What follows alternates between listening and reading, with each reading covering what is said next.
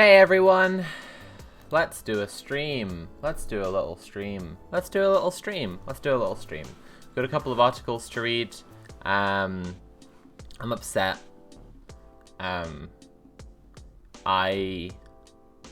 say two things at the top of this. This VOD of this stream, please share this with cis people, that's non-trans people in your life, because you need to tell non-trans people in your life what's going on in this country right now. Can you get that? Thank you.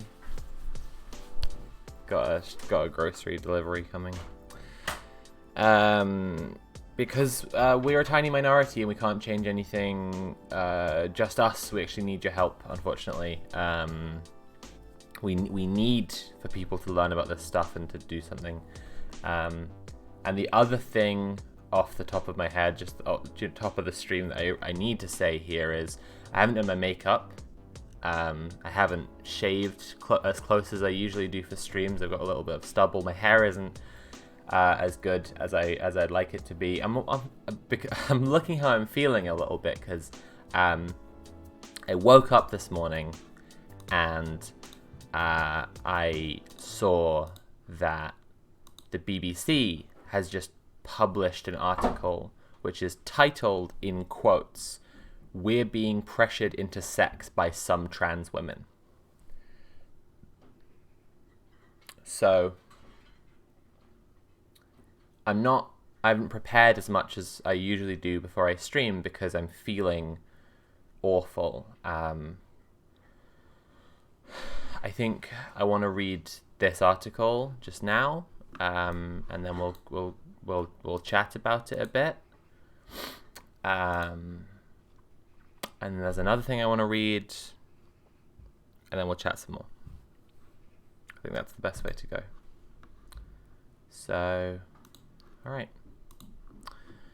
So, We Are Being Pressured into Sex by Some Trans Women by Caroline Lowbridge. Caroline, in case you ever see this, you are scum and you know you are. To other non-trans people who are watching this, please reserve patience for just what the fuck can I say, honestly? What the fuck can I say? Okay, just have a like an ounce of empathy in your fucking body, honestly.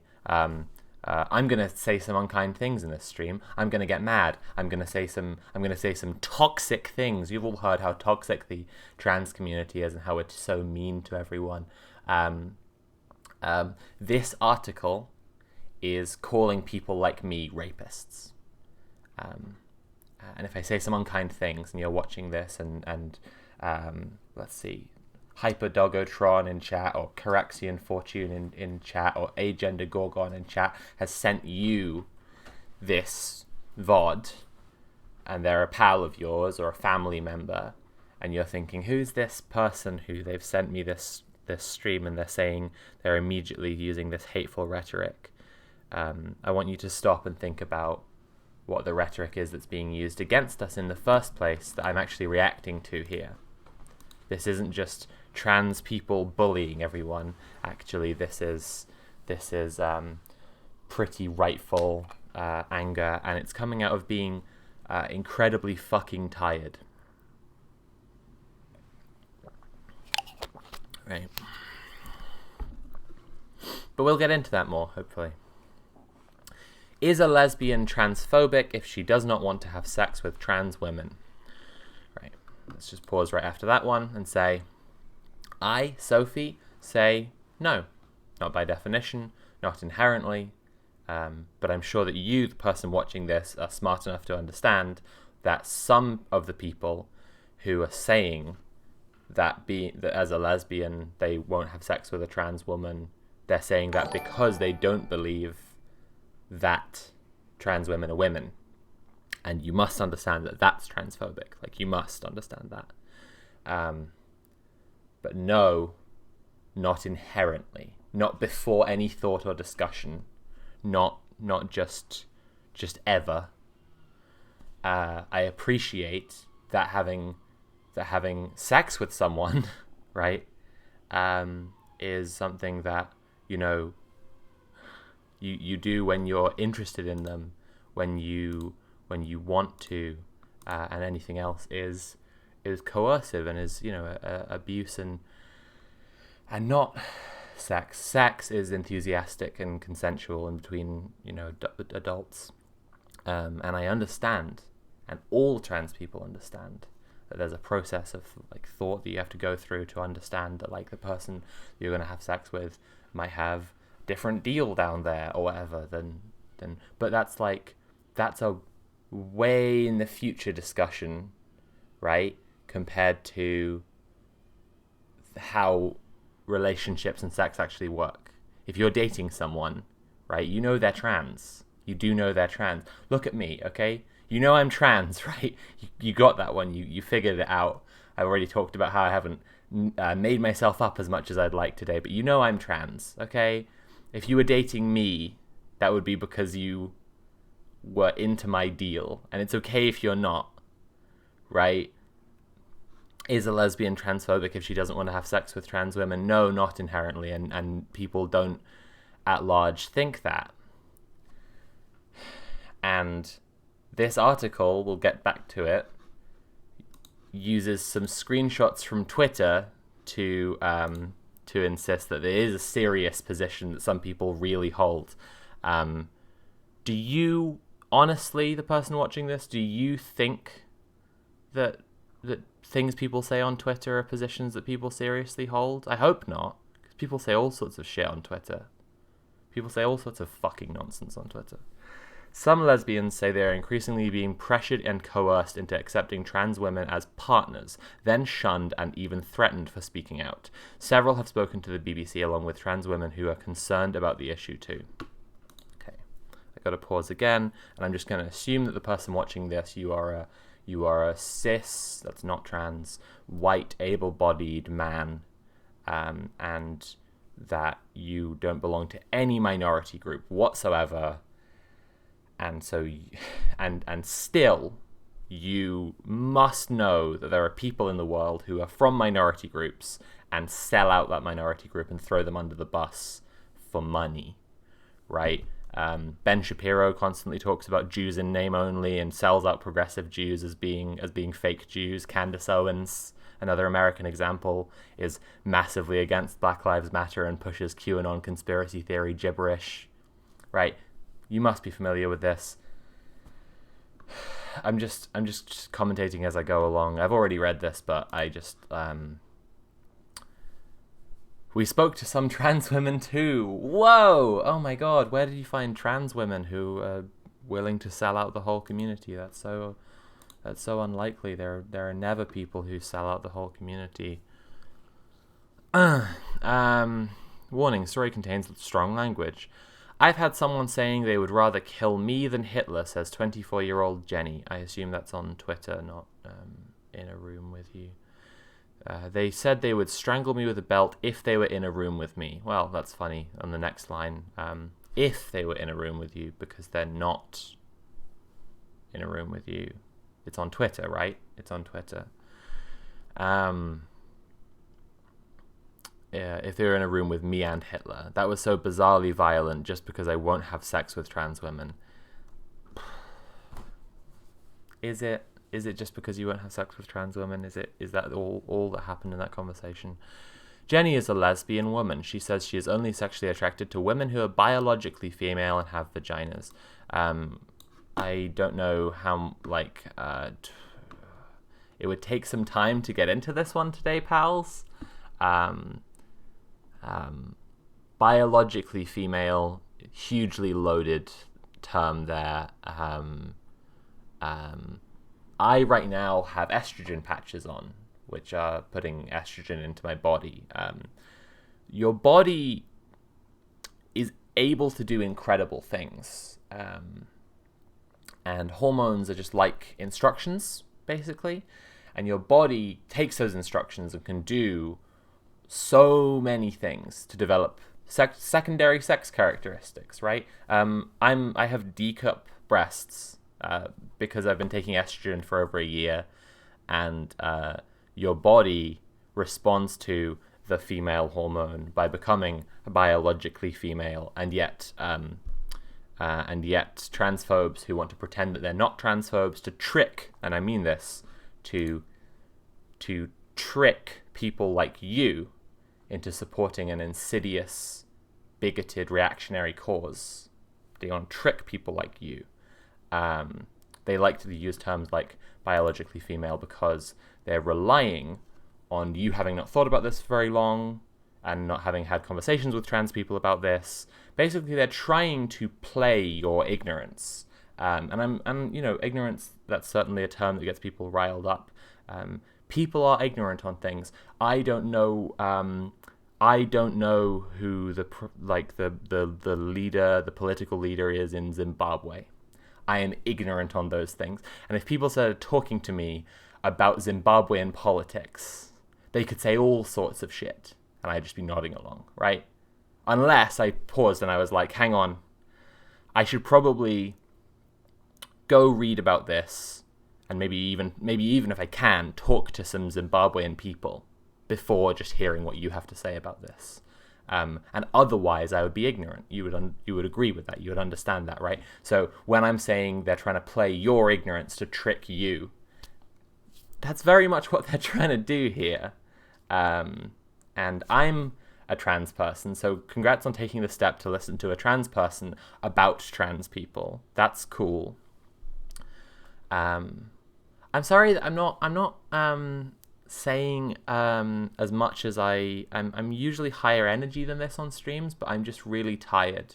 I just woke up and there's an article in the BBC, the central journalistic institution of the country that I have lived in for almost my entire life, calling people like me rapists for being ourselves, for just for existing. And I'm just really tired. So I'm sorry for being lower energy than I would usually be. She therefore only has sex and relationships with women who are biologically female, right? And then you at home go, that's reasonable. Oh, that's reasonable. That seems completely fair. Jenny doesn't think this should be controversial, but not everyone agrees. She has been described as transphobic, a genital fetishist, a pervert, and a TERF, a trans-exclusionary radical feminist. Again, I assume entirely by people on Twitter, but,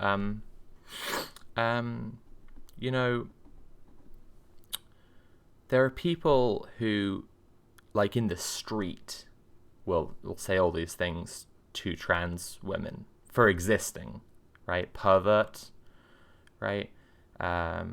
Shit like this, like just in person, in real life. All right, I'm assuming it's on Twitter, and maybe that's unfair of me, and maybe you at home are thinking that's unfair of Sophie. That's a bit. She keeps on assuming it's on Twitter, and maybe it's not on Twitter.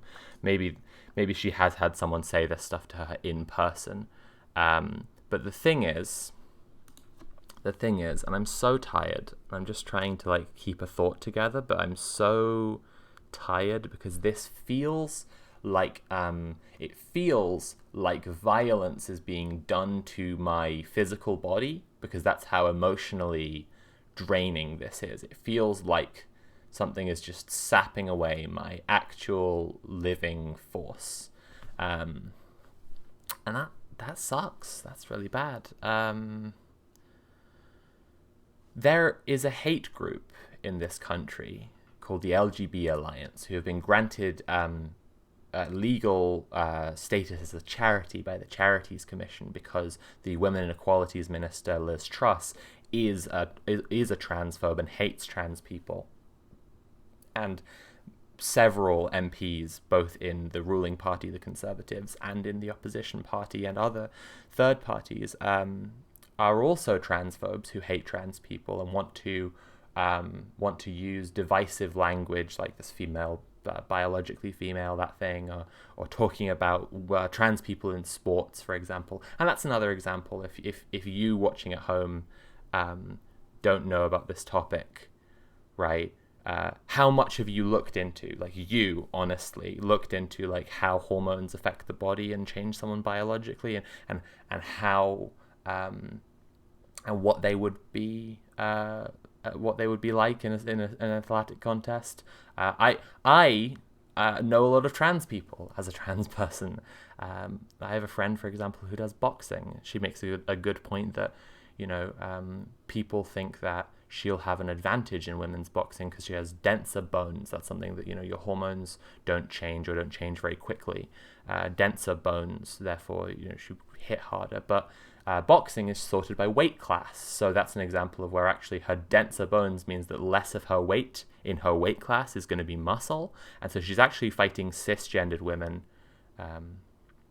not trans women, who have more muscle than her because she's trans. And I think, I'm inclined to think that a boxer with more muscle is going to be a better boxer, but maybe you disagree. But isn't that an interesting question of sport?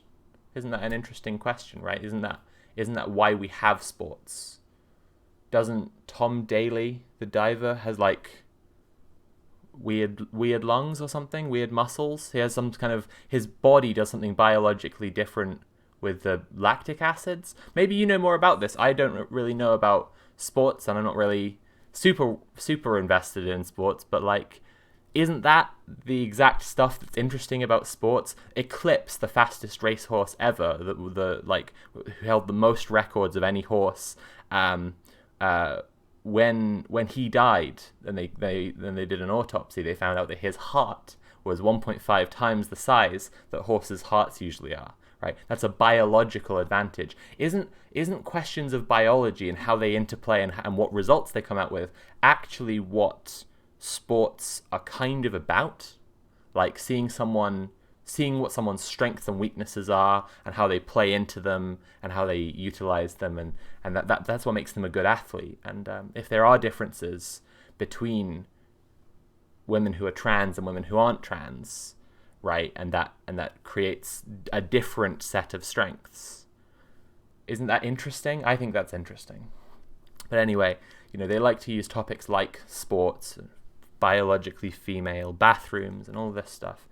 So you go to the biologically female bathroom. I've been using the biologically female bathroom for a while. Not that much because of the pandemic, but nothing bad's happened so far.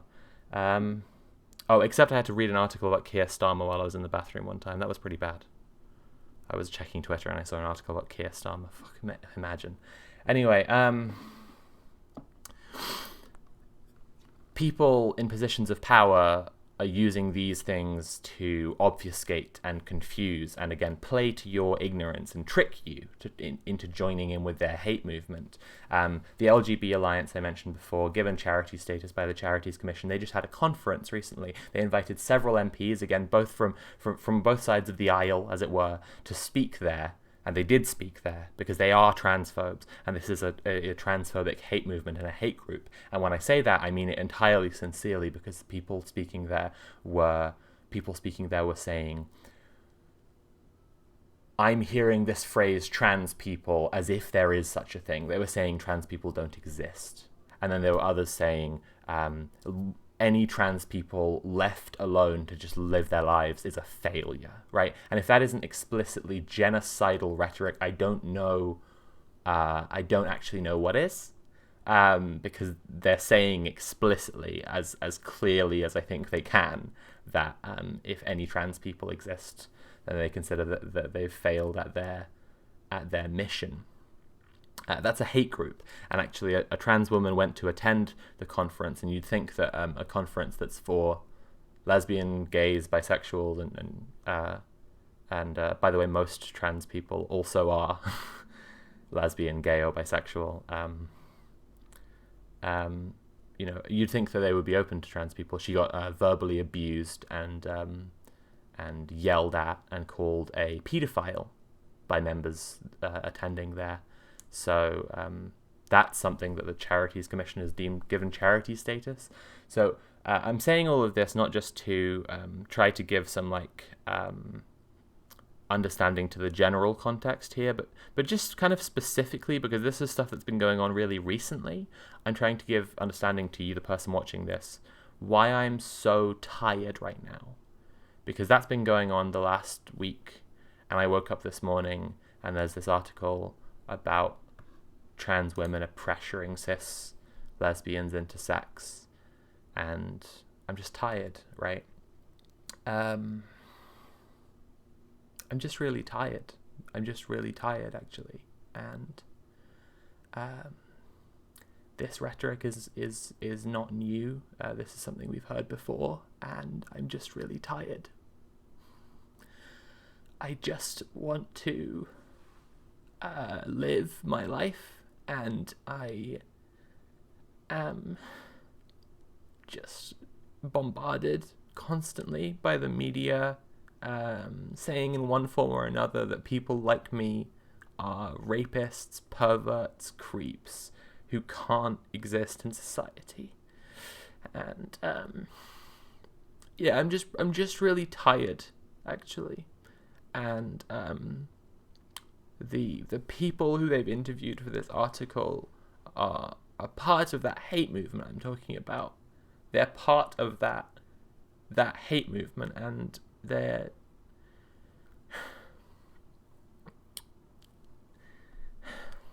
I'll just carry on.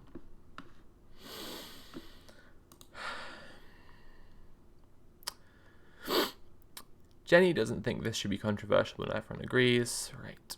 What does transgender mean, and what does the law say? Right. Because that's the thing, is if you're watching this at home, and you're, I don't know, what are you? You're a lecturer at university, right? What does lecturer at university mean? And what does the law say? Because the first concern that people should have about this kind of person, what does accountant mean, and what does the law say? What does Pakistani mean, and what does the law say about these people? Because the first thing that we should be concerned about is the legal question of these people and their right to be in our society.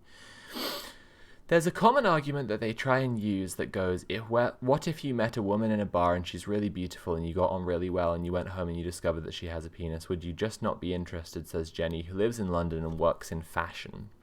Yes, because even if someone seems attractive at first, you can go off them. I just don't possess the capacity to be sexually attracted to people who are biologically male, regardless of how they identify. So again, they're using the term biologically male to refer to anyone who has a penis. And biologists who actually work in biology, and I know that the person who's watching this right now, you care about science and facts and truth and what scientists have to say about science, rather than just what a lesbian that the BBC could find to talk about this issue has to say about science. And what biologists have to say about science is that, firstly, when people say things like biologically a woman, that's gibberish. A woman isn't a biological term, but moreover, as I was saying before, hormones are just like instructions that your body gets. And as much as biologically male, biologically female exists at all, right? Someone who's on hormones, right? But it's all just trying to bog you down into this conversation where they're trying to get you to think that there's some kind of like hard line, and that everyone on one side of the line should be unacceptable and everyone on the other side of the line shouldn't. Actually, there are internal conversations within the LGBT community about things like, for example, bisexual lesbians, right? A lesbian who is attracted to men as well as women, does she still get to call herself a lesbian? And I and many others would argue, yes, absolutely. I live with my girlfriend. We've been together for 5 years. During that time, I transitioned, but like very much our relationship is a lesbian relationship because we're both women. And if we walked in holding hands and someone, let's just set aside transphobia for a minute, if someone just really hated lesbians specifically, it's their big one thing, right? And they're just like, you lesbians out of here, right? We would be experiencing homophobia as lesbians, we wouldn't be experiencing biphobia there, right? And so as much as, you need a term to talk about women who love women, right? It should absolutely apply to bisexual women, and that's an internal conversation within the queer community. But a lot of what's been going on lately with this kind of article is that they're taking the more conservative, reactionary, gatekeeping sides of internal conversations within the queer community. They're giving them massive platforms outside of the queer community to again confuse and trick people who aren't in that community and haven't talked to people in our community about our issues into siding with conservatism. It's all of it is a reactionary ploy. I became aware of this particular issue after I wrote an article about sex, lies, and legal consent. Several people got in touch to say there was a huge problem for lesbians who are being pressured to accept the idea that a penis can be a female sex organ. So it's really quite simple. You watching this at home, I'm sure, being a high-minded philosopher king that you are, you're familiar with the ship of Theseus, or questions of metaphysics, right? If you had to define a chair, right? What are the qualities that make something a chair? If we imagine the Platonic ideal of a chair, right? What's it made of? For example, this one I'm on right now, it's made of plastics, and it's got some cushions on it, and there are certainly metal components, but maybe that wasn't what you were thinking of. Certainly if someone said to me in abstract about a chair, I would be imagining a little wooden chair. Actually, I'm picturing one that my mum has, or had. I don't know if she still has it, but to me that's the Platonic ideal of a chair, and that one's brown and wooden, and it has 4 legs and a back made up of poles and a headrest. But here's the thing, just because that's what I picture doesn't mean that a stool isn't a kind of chair. A three-legged metal bar stool, right, which shares none of those qualities, still a chair, right? And so can a penis be a female sex organ? Yes, when it's on a woman. It's pretty simple, isn't it, really? The person watching this at home, again, I just don't think that you, if you're not trans, have people interrogating what's in your pants all the time, like every day, like every single day of your life, have people talking about what genitals you have obsessively, non-stop, and trying to reel other people into the conversation about your genitals. Can I just for a minute get you to, if you're not trans, imagine how exhausting it is to have people every single day of your life having conversations about your genitals, what's in your pants, and they're trying to reel other people into that conversation. People who you think are fine, people who you think are good, right? Now, you don't think these people who are obsessed with your genitals are good, obviously, because they're fucking creeps. That's disgusting. Obviously, that's gross.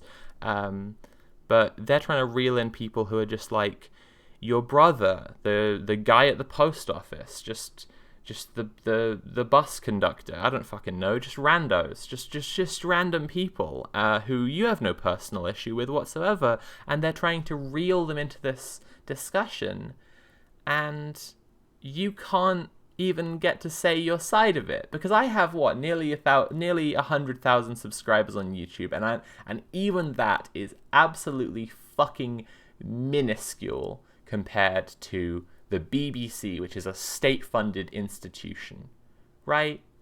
I could never say something and have it meaningfully challenge what they're saying in terms of the reach, in terms of the number of people who would see it and who would just be nodding along oh yeah, I bet she does have a penis. I bet she does have a biologically male sex organ in her pants. Yeah, I bet she does. And if you're thinking right now that this is gross, that I'm talking too much about my penis, please understand that I don't fucking want to be.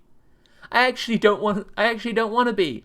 I just woke up this morning and there's an article in the BBC, the central journalistic institution of the country I've lived in for almost my entire life, which is just yet another article, yet another fucking constant thing in this deluge that is constantly obsessed with my genitals and people like me, our genitals, and I'd just like for you to imagine how fucking exhausting that is, and then take a step back for a minute and look at the people who are trying to push this conversation and understand that it's not trans people who are trying to push this conversation. We're perfectly happy to just have the conversation with the people who it matters to. Doctors and people who want to fuck us. Those are the only people who actually fucking need to know at all. At fucking all. Whatsoever.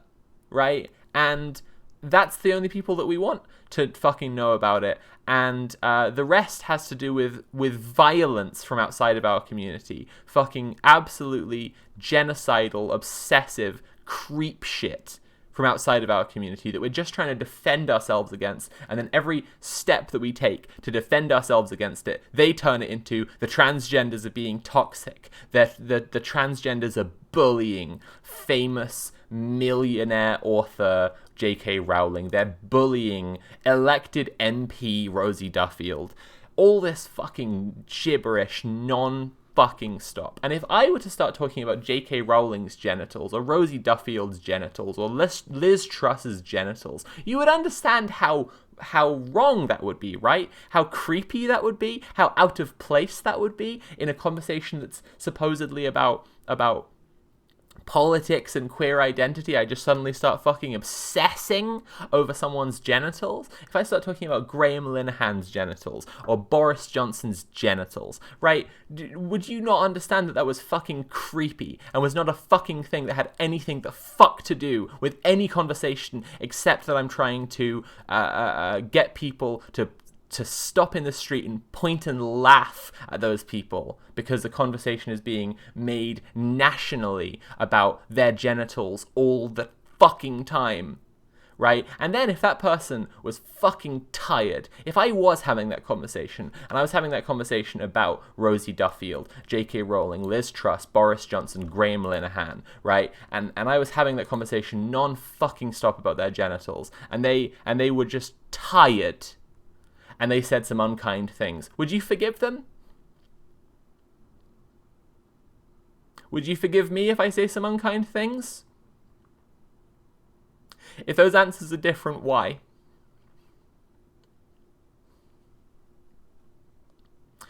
What's the name of that athlete? Linford Christie, right? That's what I'm thinking of, right?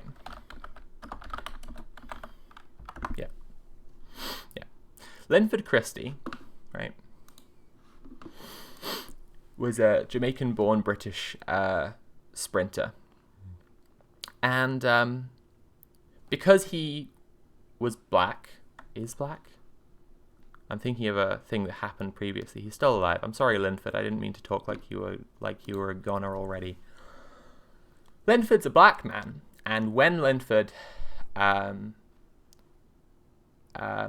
shattered records, did incredibly, was a celebrated athlete, people started talking non-stop about his genitals. And there's a famous clip where Linford broke down and cried on a talk show because people just wouldn't stop talking about his dick all the time. They kept on using little euphemisms. They were all looking at pictures of his bulge in his shorts and talking about Linford's lunchbox and shit like this. And he broke down and cried on national television because everyone was just obsessed with the idea that the reason he had succeeded in this sport was because he's animalistic. He had a biological advantage as a black man, you understand, is what they were all insinuating. And that discussion about his animalistic nature that had won him his medals led on to a discussion of how he must have a great big dick and so everyone was talking all the time about his genitals. And this big guy, he's 6'2", right? He was on a national talk show, a national television program, and he broke down and cried. This athlete, this big guy, and he broke down and cried because it's fucking exhausting. It's just fucking exhausting to have people just do this every day. It's just fucking exhausting. I am so tired. I'm just so fucking tired, alright? I'm just so fucking tired.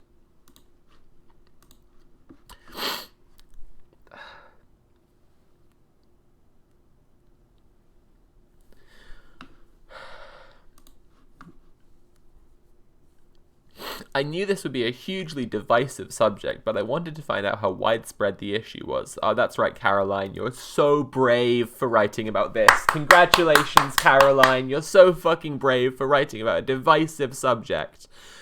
Ultimately, it has been difficult to determine the true scale of the problem because there has been little research on this topic, only one survey to my knowledge. However, those affected have told me the pressure comes from a minority of trans women, as well as activists who are not necessarily trans themselves.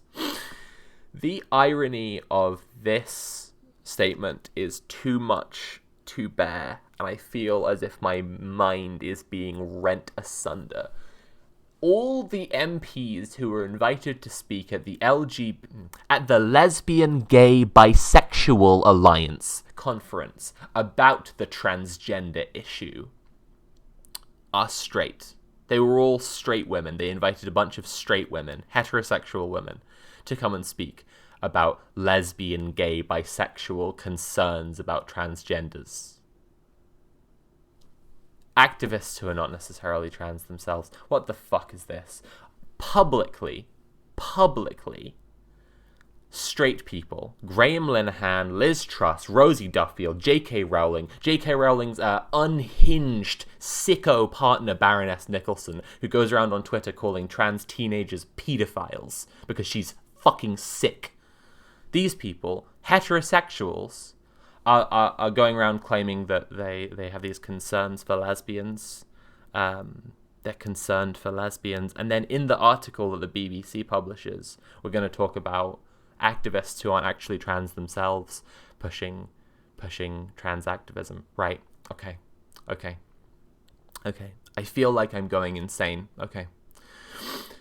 They described being harassed and silenced if they tried to discuss the issue openly. I received online abuse myself when I tried to find interviewees using social media. And then here's a tweet where the details have been blocked out, but it's very easy to find. It's very easy to find things. So, one thing every lesbian deals with, and you just go Twitter, right? And you go in quotes, one thing every lesbian deals with, and then you find the tweet really easily. One thing every lesbian deals with is straight dudes telling them if only they'd give them a chance, they might realize they're actually straight. Trans activists have that same energy. Let people date who they want to date. If someone rejects you, it's none of your business why. On the face of it, a very sensible tweet, right? Oh look, it's some students have put up a sign that says genital preferences are transphobic, right? Okay. Well, yeah, definitely. Definitely looks real, and our whole group should be judged and have these fucking articles written about us because some fucking teenagers at uni are saying some simplistic things. It's much more likely, but I'm just saying for the sake of the people at home here. And you might notice that Laura Diamond Fruit's details are in red, and that's because I have a Chrome extension that lets trans people, when we've had a conflict with someone, when we've encountered someone, and let me be clear here, I'm not talking about someone who's your dad who's 90 years old and he's like, what's a transsexual? I've never heard of, I don't know what that is. Is it a cross-dresser? I don't know. I'm not talking about that. I'm talking about people who we've seen that this person is a virulent, obsessive, creepy, anti-trans actor, right? This is a Chrome extension called Shinigami Eyes, and we can mark people to say, look, watch out for them because they're an actual fucking obsessive little creep. And this person's marked there because, oh look, it's Dave Chappelle stuff, right? It's misgendering a trans woman there, right? Looks like this person who isn't trans spends a bunch of their time tweeting about trans people, and that's why they've been marked red by Shinigami Eyes users. Cool. Love that. Very cool. Very normal, and exactly what I expected as soon as I thought I'll go check out the tweet. It will be someone who actually spends a significant amount of their time perpetuating anti-trans rhetoric online. It won't just be an average lesbian, because here's the other thing: if you actually gave a fuck about queer people in the slightest, if you actually cared even a tiny little bit about the LGBT community, if you actually knew any lesbians, and I'm not just talking about trans lesbians, I'm talking about any lesbians whatsoever in real life, if you actually just knew normal fucking people and talked to them, then you would know that most lesbians aren't freaks like this, aren't sick little freaks who are just like spending all their time posting about how evil trans women are. And you would know that this isn't normal and is a massive misrepresentation of the community because, and I can't say this strongly enough, so I'll just try to say it with my whole chest, the LGB Alliance is funded by evangelical far-right fundamentalist Christian American money, and that is a record of fucking public fact, and other fucking hate groups like it are also funded by far-right evangelical fundamentalist Christian American money. And the lawyer who Kira Bell used to sue the Tavistock Center to try to take away trans children's medicine, to try to take away children's medicine, the lawyer they use is an anti-abortion lawyer who has also tried to sue American states and shut down Planned Parenthood, because these people are reactionary, fascist, sick little freaks, okay? And they're trying to trick you into joining them and supporting them. And I know you're smarter than that. And I know you care more about truth than that. And I know you care more about getting facts about science from scientists, facts about trans lives from trans people, right? And I know that you will think harder about this and talk to people in an honest and open way. And I know that you will look past people getting upset, people being on a hair trigger, people saying unkind or extreme things about people who you think are fine, because you can see that we are just fucking exhausted, and that you might need a tiny bit of patience if you're going to make it your business to go into our communities and ask us questions about our communities. And I know that if you don't decide to have that patience, to go have those conversations, to go and talk to us about our lives and about our issues and believe what we say, if you don't decide to do that, I know that what you will do is shut the fuck up.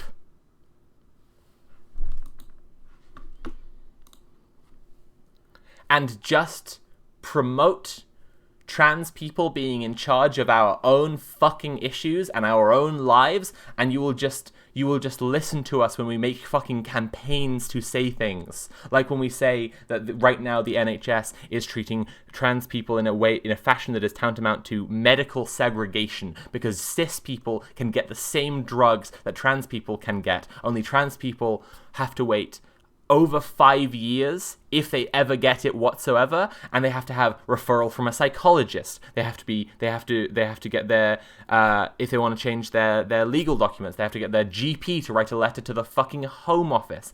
Everything is different for trans people. We are treated as fucking second-class citizens, okay? Good lord. One of the lesbian women I spoke to, 24-year-old Amy, told me she experienced verbal abuse from her own girlfriend, a bisexual woman who wanted them to have a threesome with a trans woman. Wow. That doesn't sound like someone bitter about being dumped.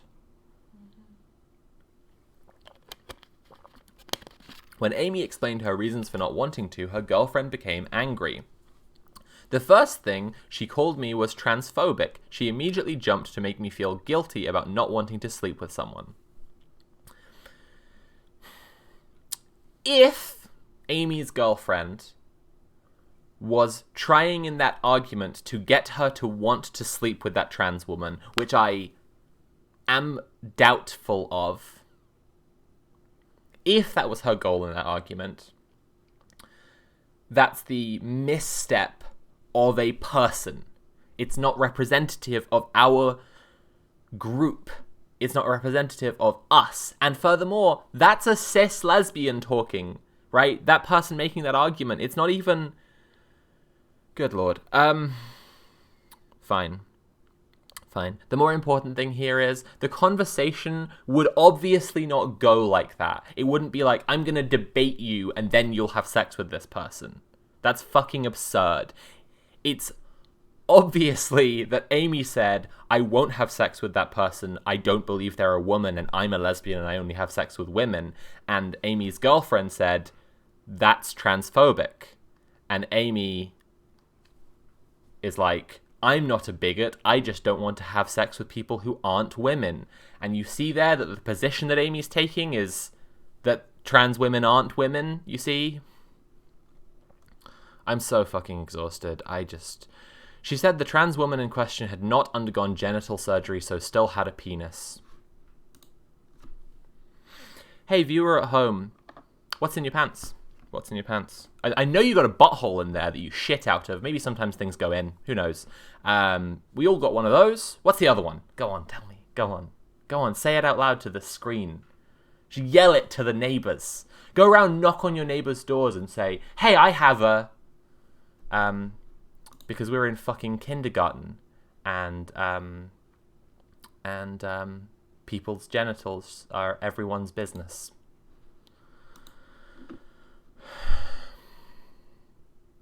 I know there is zero possibility for me to be attracted to this person, said Amy, who lives in the southwest of England and works in a small print and design studio.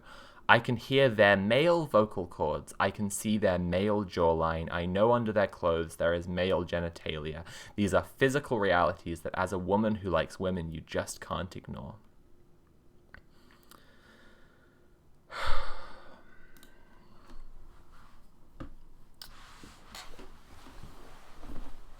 Your turn. Go on.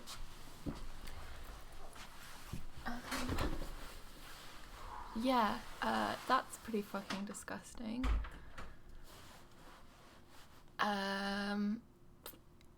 Loads of people who are attracted to women are attracted to trans women and trans femmes as women, obviously. I love my girlfriend.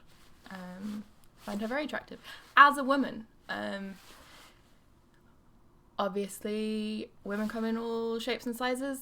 Some have strong jawlines. Some have a lot of hair on their chin and upper lip. And, yeah. And that includes trans women as well. Also come in all shapes and sizes. And...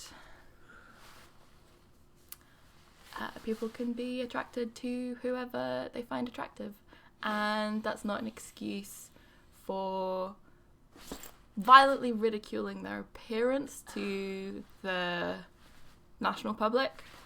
That's disgusting. That's actually disgusting. Honestly, growing up as a kid, I always worried about being perceived as too masculine. I always felt unattractive because I always felt like I had a square jaw. It's very round now. and hair on my body. And, you know, I know that a lot of girls have gone through that. A lot of women go through that. A lot of cis women go through that. And I can't imagine how violently awful it feels for trans women to just hear that shit just fucking spewed out of people's mouths. You find who you find attractive. That's fucking fine. That's fucking fine. No one gives a shit. If you're a transphobe, if you don't think that trans women are women, trans women don't want to fuck you, full stop. They think you're disgusting. They think you're a tiny little worm, just like I do. I think you're fucking disgusting.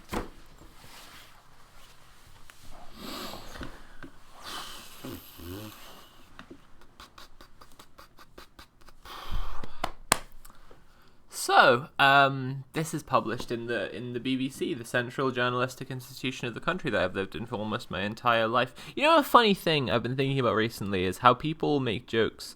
People make jokes about like all British people being transphobic because of by the way, that's a joke. By the way, that happens, that people make. If you're watching this at home and you're in the UK and you don't know this, that's a joke that people make, where they're laughing at our country because of how absurdly overwhelming the amount of transphobic media that our country publishes is compared to other countries. They make this joke anyway that all British people are transphobic. And I've been thinking about that and how I don't like when they make that joke, because I'm a British person and I am trans, and I think about how much that falls in line with the people like this who are publishing this kind of thing, how they actually want to think is that when people are trans, they are somehow less British and like don't really belong to British society, and that's why I don't really like that joke very much. And I know as well that the next thing is bisexuals, you know, and then the next one after that is gay men, and the next one after that is pretending that lesbian, like, you know, just silencing lesbians and forcing them to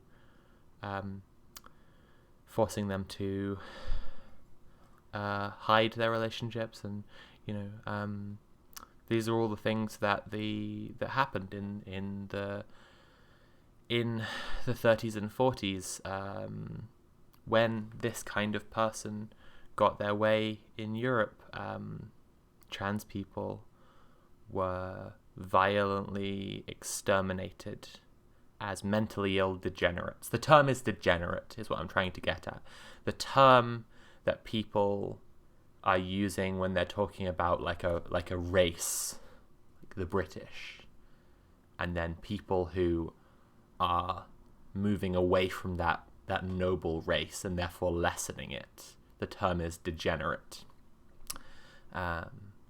And it necessarily implies that those people have to be exterminated and destroyed for the good of the race. And person watching at home, if you didn't know, that's why Nazis hate queer people so much. It's also racism. It's also their weird, freaky little race science shit. Because they are freaks. They are actually freaks, and they are like really fucking sick in the head. Right. So here we go. Amy said she would feel this way even if a trans woman had undergone genital surgery, which some opt for while many don't. Soon afterwards, Amy and her girlfriend split up. Amy was dumped, is what's going on in that story. Amy was dumped because she's a bigot. Her girlfriend had a friend who thought that they all together would get on with, and Amy started busting out horrific, abusive bigotry, and then her girlfriend dumped her, and that's a news story. Cool. And Amy said that she would feel this way even if a trans woman had undergone genital surgery. So let me just rewind for a second and say, I know under their clothes there is male genitalia. So she's so concerned about the male genitalia.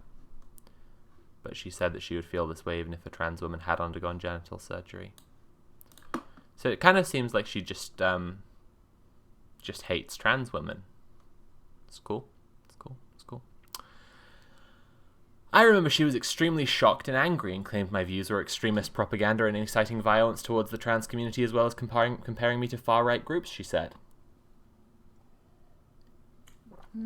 Why would she have said that? Why would she have said that? Another lesbian, 26-year-old Chloe, said she felt so pressured she ended up having penetrative sex with a trans woman at university after repeatedly explaining she was not interested. They lived near each other in halls of residence. Chloe had been drinking alcohol and does not think she could have given proper consent. Right. Sounds like that person is bad. Sounds like that person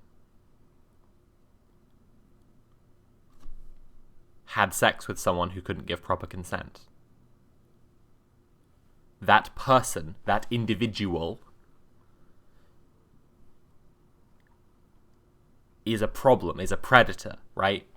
And it has nothing to do with the group. Bo Dias was in the gender critical movement, and when they left, they wrote an article in Pink News that I recommend people read. Gender critical feminism is a cult, was the article. And in that, Bo Dias said that when they identified as a woman, when they identified as a lesbian, they were in a vulnerable situation and had gender critical feminists preying on them, predating on them, and insulating them and isolating them from others, from other possible friends and support groups, in order to control what they were thinking and get them to act on behalf of their movement. And they also said that they experienced abusive sexual relationships as part of that. Now, it's Bo's words, not mine, that the gender critical feminist movement is a cult. That's Bo's words. They're the one who was in it. That's their words. But if we were to publish an article, I don't know, if we have the trans BBC, if we have this imaginary institution that has as much reach as the BBC has, and we published an article and it became the most read article on the day it was published immediately, which this one has, that was called "Some Gender Critical Feminists Rape Women." That would be interesting, wouldn't it? Anyway.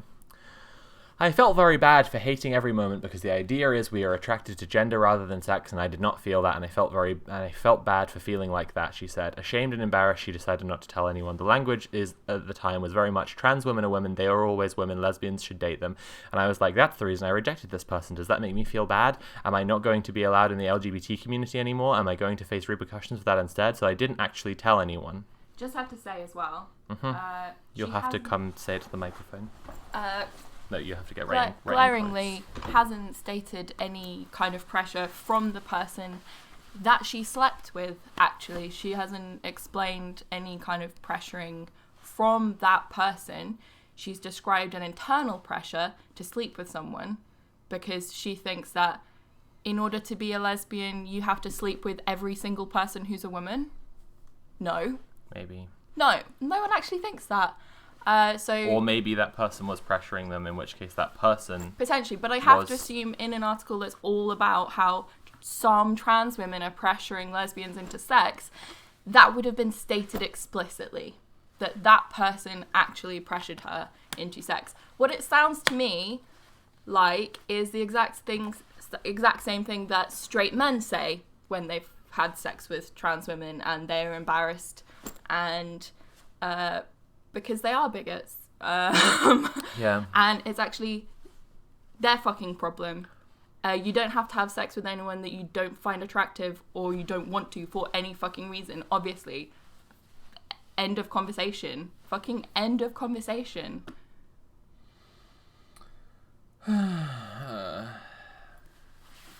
Yeah. You can stick around if you want. You don't have to always be up and down. Alright.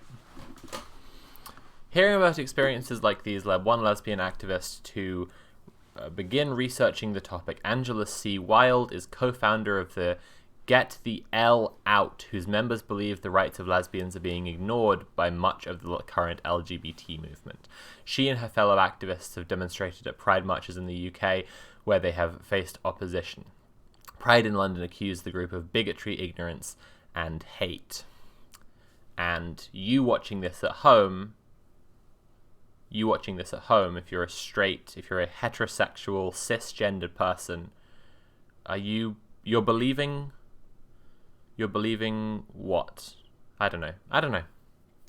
But I know that you care about the truth, and that you would talk to queer people about this. You would talk to LGBT people about this. And funnily enough, the article itself is saying that the majority of those LGBT people might say to you, yeah, they were a hate movement. And then what would you do? You'd be very confused, because on the one hand, the BBC has written an article, and on the other hand, there's what the majority of LGBT people say about our own issues and our own lives. So you'll have to throw out one or the other, I guess, is the ultimatum that the BBC, the central journalistic institution of the country that I've lived in for most of my life, is giving you, is an ultimatum between believing the BBC and believing the majority of the LGBT community, not just trans people, all queer people of any stripe.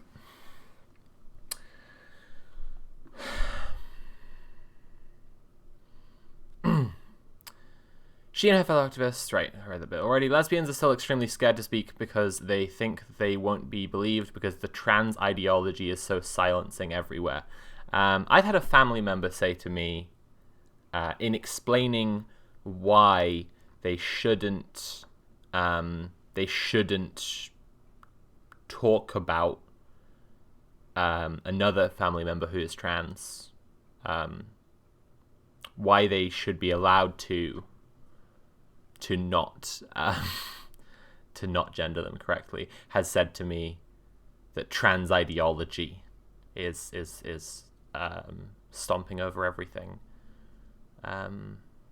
is silencing everyone. Angela created a questionnaire for lesbians and distributed it via social media, then published the results. She said that of the 80 women who did respond, 56% reported being pressured or coerced to accept a trans woman as a sexual partner. By which they mean to accept that trans women are women. That is what they mean by that. That's what they mean by that. That's what this whole article is. That's all it is.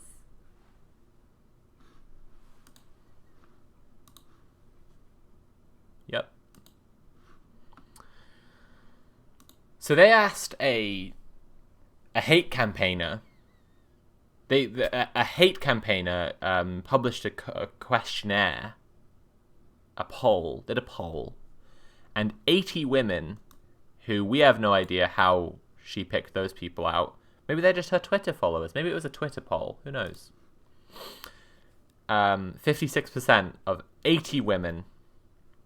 Yeah, that's good science. And I'm sure that whoever's watching this, who cares a lot about truth and knowledge and expertise and science, because after all, right, biologically male, biologically female are terms that are important and matter. So we care about science.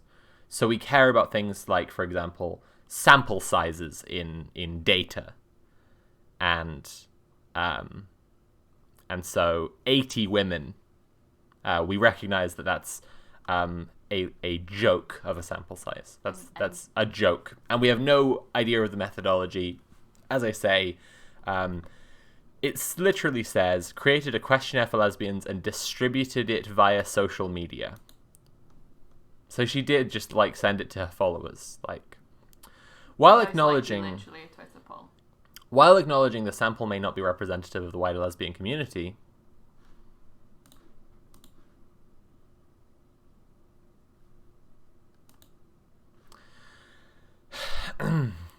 she believes it was important to capture their points of view and stories. As well as experiencing pressure to go on dates or engage in sexual activity with trans women, some of the respondents reported being successfully persuaded to do so. So we've already heard in this article how some people felt that people just talking about trans women being women was pressure to sleep with trans women. So of the 56% of 80 times 0.56, that's 44. Of the 44 women who said that they had felt coerced to accept a trans woman as a sexual partner, right, how many of them, whatever, what the fuck ever, right, so let's carry on then. I thought I would be called a transphobe, or that it would be wrong of me to turn down a trans woman who wanted to exchange nude pictures. No, you didn't. No. No, you didn't. No, you didn't. You're a liar. You're a liar and you're lying. You didn't think that you would be considered a transphobe for turning down nudes. Do you accept nudes from every single person who identifies as a woman? Every single cis woman you accept nudes from? No. You're a fucking liar. You wanted to try trans women. You wanted to try. You wanted to see, would I be attracted? And then you felt embarrassed. You felt, a bit ashamed.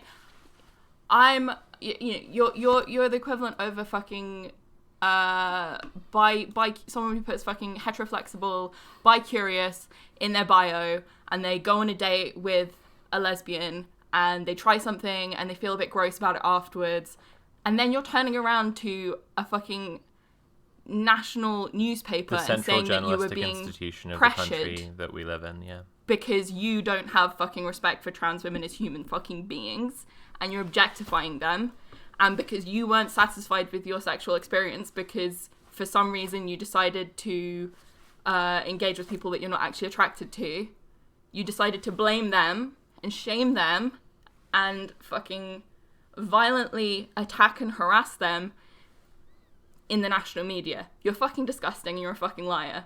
Grow the fuck up. Grow up. It's good. That was good. You don't have to always be up and down. You can stay here if you want. I'm just all right. mad. I'm gets just gonna you see too mad. From the edge, yeah. All right. You just gotta. Illusionist121, thank you for your comment. Illusionist121 says, I'm a white, straight, heterosexual, conservative man. I honestly do think it's absolutely disgusting how the media portray trans people. This attempt to demonize trans people as to demonize trans people as people, I guess you mean as a group, I understand what you're saying, is sickening, and using examples of someone doing something bad that so happens to be trans and being in any way representative of trans people as a whole. It's so wrong, and I'm so sorry. Thank you for saying that, Illusionist121. We may not agree on everything. I'm a commie a commie lesbian transgender. I'm sure we don't agree on everything, but I appreciate your comment. I appreciate that. Thank you. Right. What were we up to?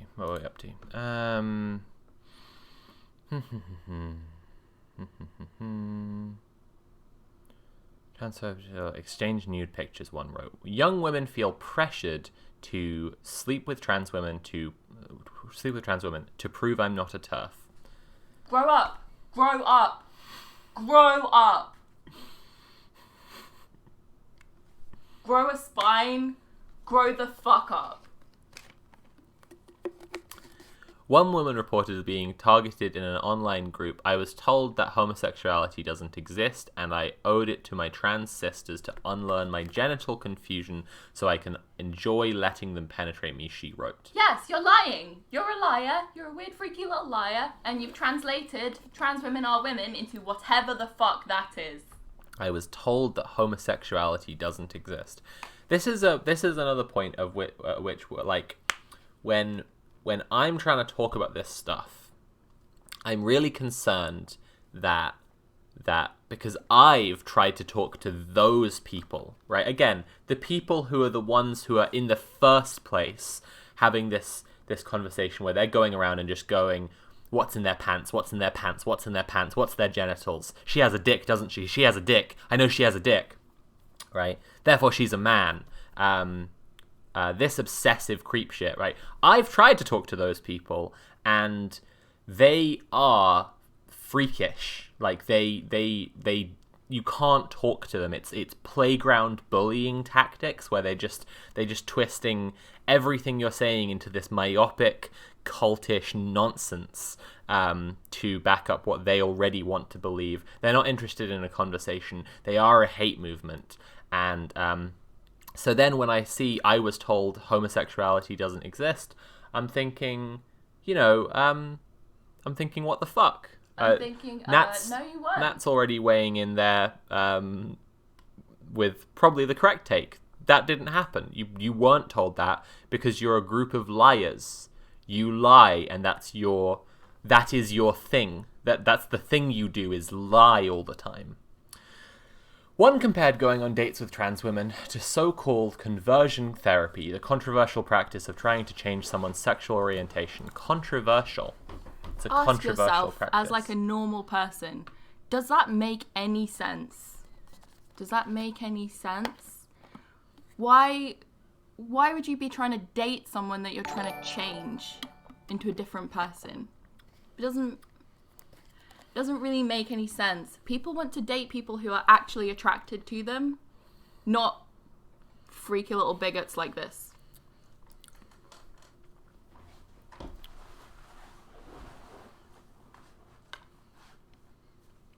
Let me try this one for a second. Hang on. This is one for people at home to think about. There was an article a while ago that was like, that was saying, what was it like? It was something like, men don't experiment sexually, right? It was just talking about that as a topic, right? Which you can appreciate that that's true. If you live in society, right, you appreciate that that's true. That there's a lot of like fear around being seen as gay for men. And as a result, a lot of straight men, or men who think of themselves as straight, never find out that they're bisexual, actually, because they're really afraid of the idea of being gay. And that's what the discussion was kind of about. And, a lot of the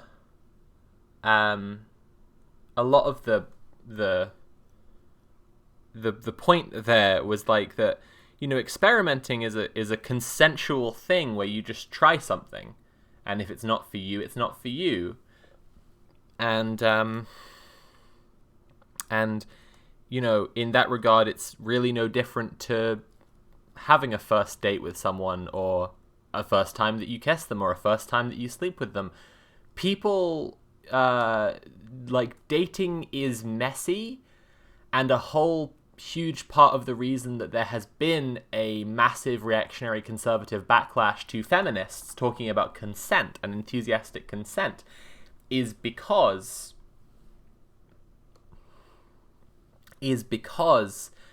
dating is a messy thing, and all these guys coming out saying that they're afraid of the Me Too movement is because dating is a messy thing, which involves sometimes taking unspoken cues from people and hopefully reading the right way that someone is interested in you, and all of this stuff, and trying to litigate it in an absolutely myopic way is actually not suited well to the topic.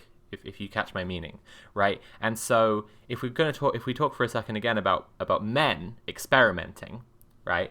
Guys who consider themselves to be straight and never finding out that they're maybe actually bisexual or gay even, because they don't experiment, because there's so much stigma and homophobia for men specifically.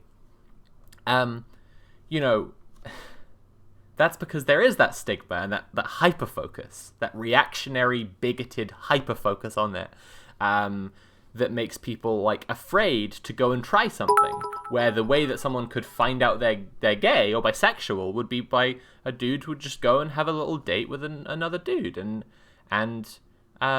see what it's like. You do something you're both into. In that regard, it could be no different than hanging out with a pal. You might just go to the movies together. I went to the movies with my brother. We saw Dune the other day. If two dudes did that, it could be a date, or it could be friends. And then, if they were super into each other, they might have a little kiss. And then one of them might be like, actually, didn't feel anything with that kiss. Not into it.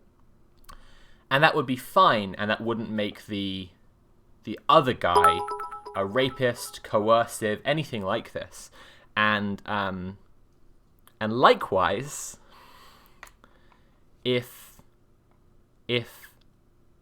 a cis lesbian goes on a date with a trans woman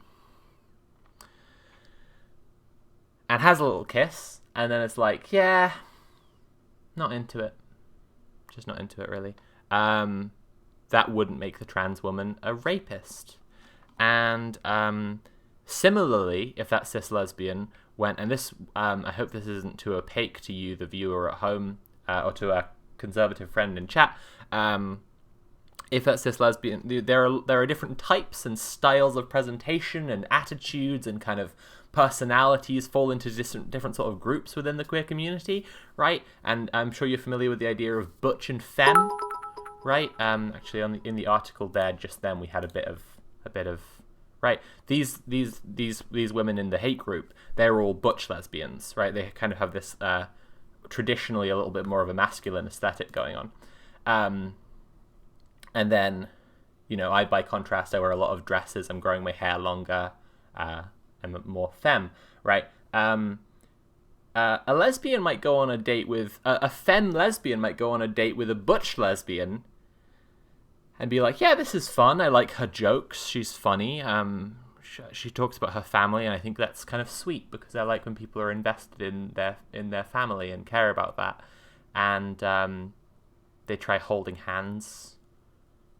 She takes her hand to lead her to the to the bar to get another drink or something, and it's like, oh, I kind of like that. And then it's the end of the date, the first date, and nothing's going to happen seriously, but maybe they'll have a little kiss. And I'm not actually really into that, and that doesn't make that butch lesbian coercive or a rapist, and it certainly doesn't say anything about butch lesbians as a group. Right, and vice versa. There might be a butch lesbian who felt that way with a femme lesbian, and it could just come down to someone's type, right? And one of the things that's especially frustrating and contentious when it comes to trans lesbians is that there is an implicit assumption in this kind of writing that all trans women are the same. I prefer a very femme presentation. I get a lot of comments about my fashion when I put out a new video or like selfies on Twitter or Instagram. I spend a lot of money on clothes. I care about makeup. I have people asking me for makeup tutorials, shit like this. One of my best pals who lives just down the road from me is a little bit of a gothy punk. She loves to wear black and grey, and sometimes she'll put her hair up in a big fucking huge mohawk.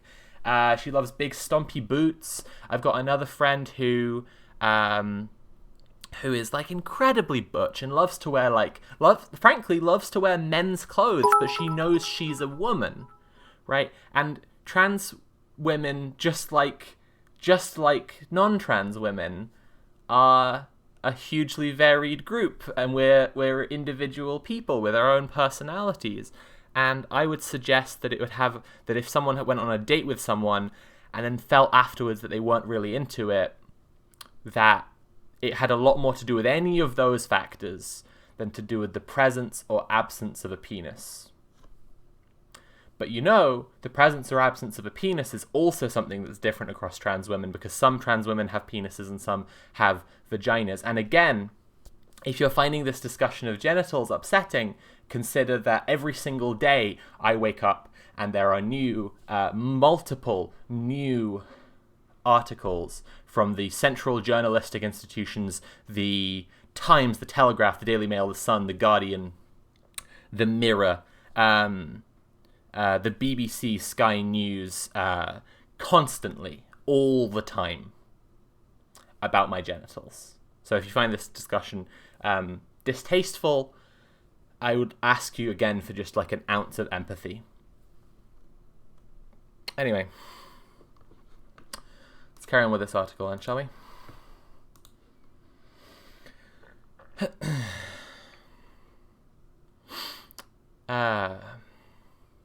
And for another example, like I have another friend who is also very femme. In fact, she describes herself as femme for femme. Like she only wants to date other femme lesbians. And she herself loves pastels, loves girly colors. She has like a little bag that's like I can't remember if it's like Barbie branded or something, but it's very funny and very little cutesy.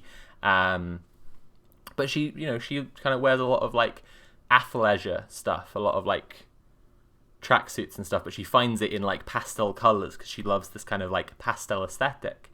And so even within that group, there are deviations because people are different, right?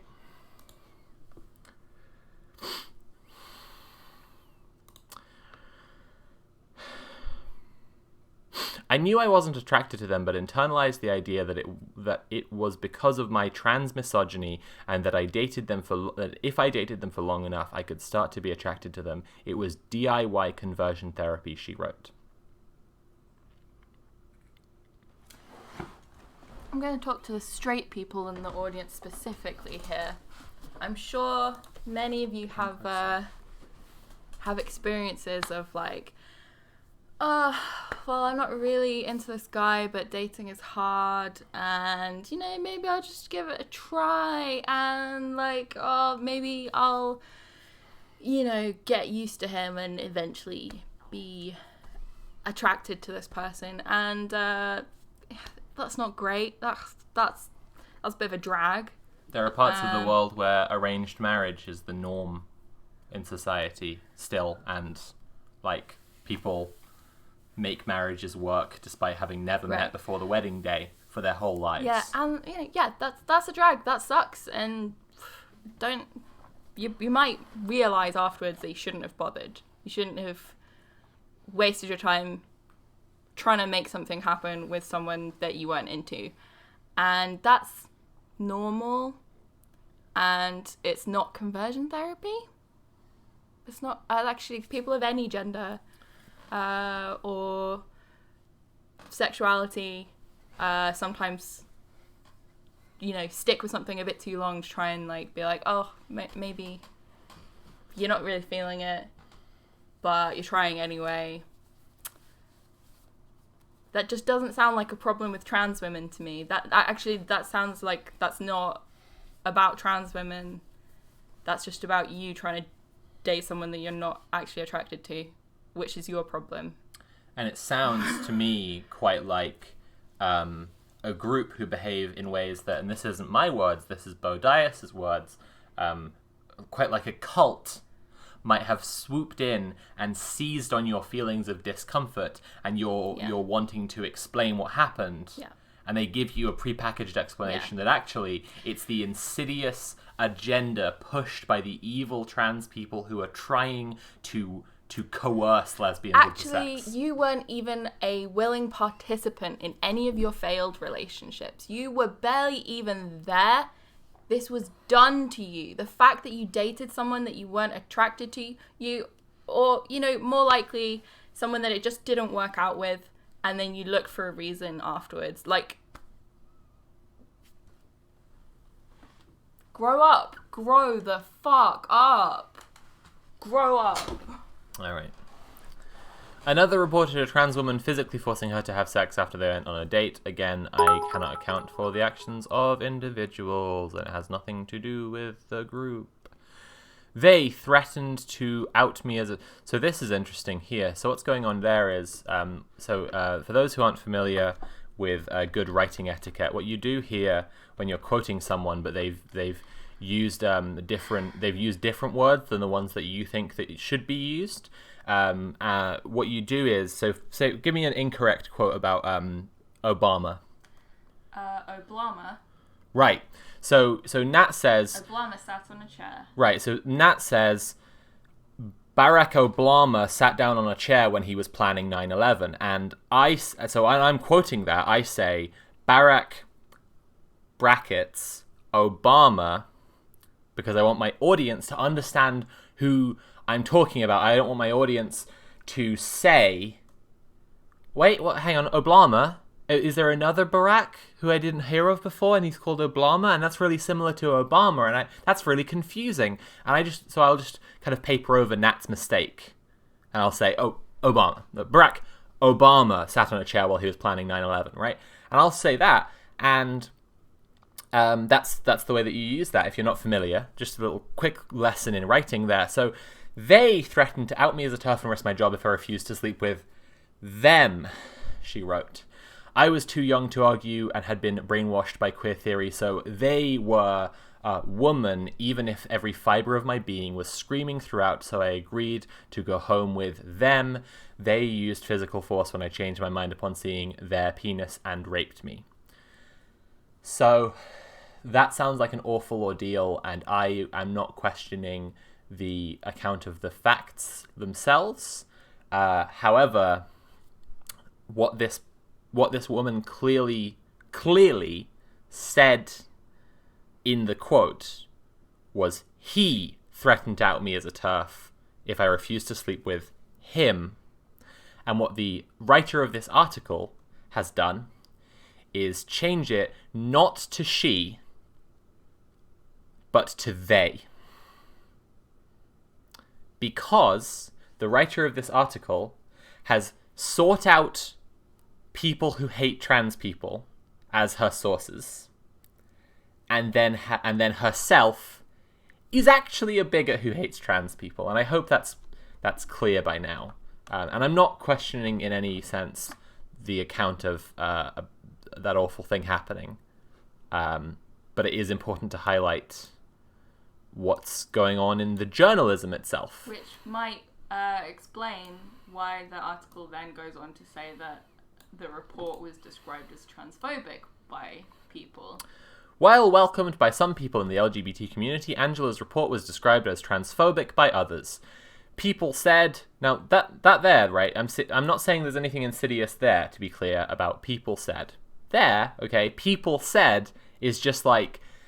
She was in the middle of describing whatever, and she said, like, Sam and Dave as an example of the people who were speaking, and the journalist was like, it's easier if I just say people said, right, to change the quote to make it read easier. People said, we are worse than rapists because we supposedly try to frame every trans woman as a rapist.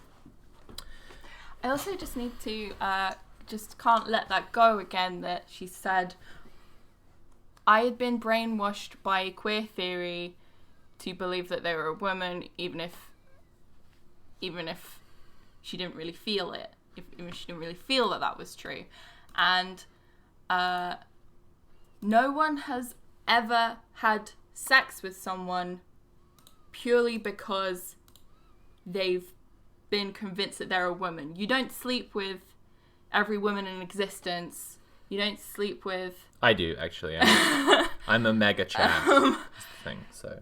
Gay people don't sleep with everyone that they're, like, technically written down on paper could potentially be attracted to because of their identity. Yeah. That's not real. Yeah. That specifically, of course, like, if she says that she was assaulted, there's no reason to question that. But that specifically has never ever happened, and you can ask yourself, like, does it make any sense? Like, if you're a straight woman or a straight man, and you have you had sex with every single person that says that they're the gender that you're technically attracted to, just because they say that, just because they are, just because someone's a woman, you have sex with them, with every single woman? Does that make any sense? So why are they saying that? Yeah, it's for a purpose, is the thing. This is not the point. The point is that if it happens, we need to speak about it. If it happens to one woman, it's wrong. As it turns out, it happens to more than one woman. Right, so their actual point here, that's the next sentence that they're not saying is, and therefore allowing trans women to say that they are women and believing trans women when they say that they are women is causing this to happen. And if one cis lesbian is assaulted, that's because of all trans women existing, and therefore trans women cannot be allowed to exist. That's what they're saying. Just like all mainstream... This obviously doesn't make any sense. Just like all mainstream articles of this kind, this one presents facets of what is really an evil and unhinged and insane conspiracy theory cult, okay? Presents only the facets of them that can line up into the narrative that the article is trying to sell, and with a little bit of interrogation, it is nonsense. But what I wanted to talk about here is just how what you're talking about, right? This focus on trans women assaulting cis women. The reader, intelligent, curious, caring about truth, caring about science, caring about expertise, caring about journalism as a form, as a profession, as a practice that is necessary in society, is surely thinking, what about cis lesbians assaulting cis lesbians? And I'm just going to tell you, and I encourage you to do your own research because I don't want you to just take my word for it. But what these people think about that is that cis women cannot rape anyone because they are part of an unhinged, insane, sick in the head conspiracy cult. I'm bioessentialist, and like you mentioned Bodias earlier, Bodias detailed their experiences. I'm not sure what are they using he him pronouns now. Last time I heard it was they and he. Right. He detailed his experiences with these gender critical women, and they were extreme.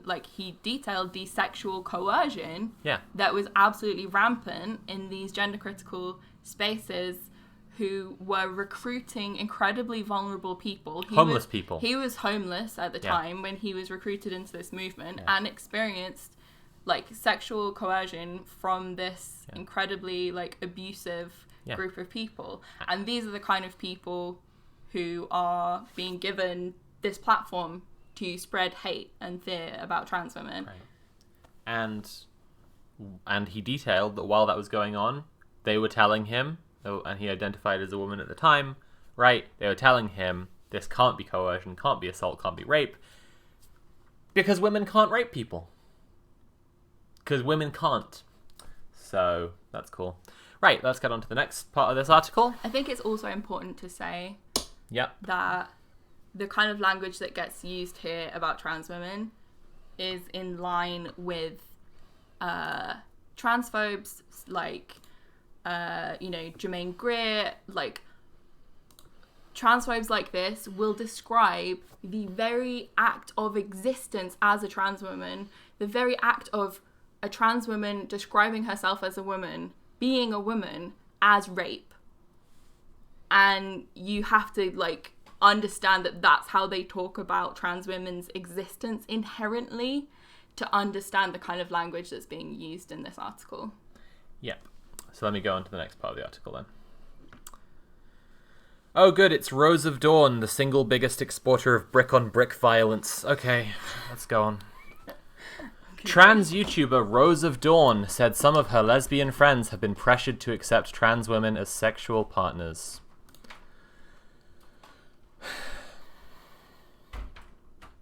How unambiguously can I say this? Rose of Dawn hates trans people. Yes, she's a trans woman, and that's under no question whatsoever. But she is a vile bigot. Anything else I could possibly say there? No, I think that would do. I think, as Lenin said, right? she would reply and I would have to reply to her reply and there would be no end to it. It is simpler to announce that she is a traitor to the trans community and move on. Oh, God. Discussed the issue on her channel in a video called Is Not Dating Trans People Transphobic?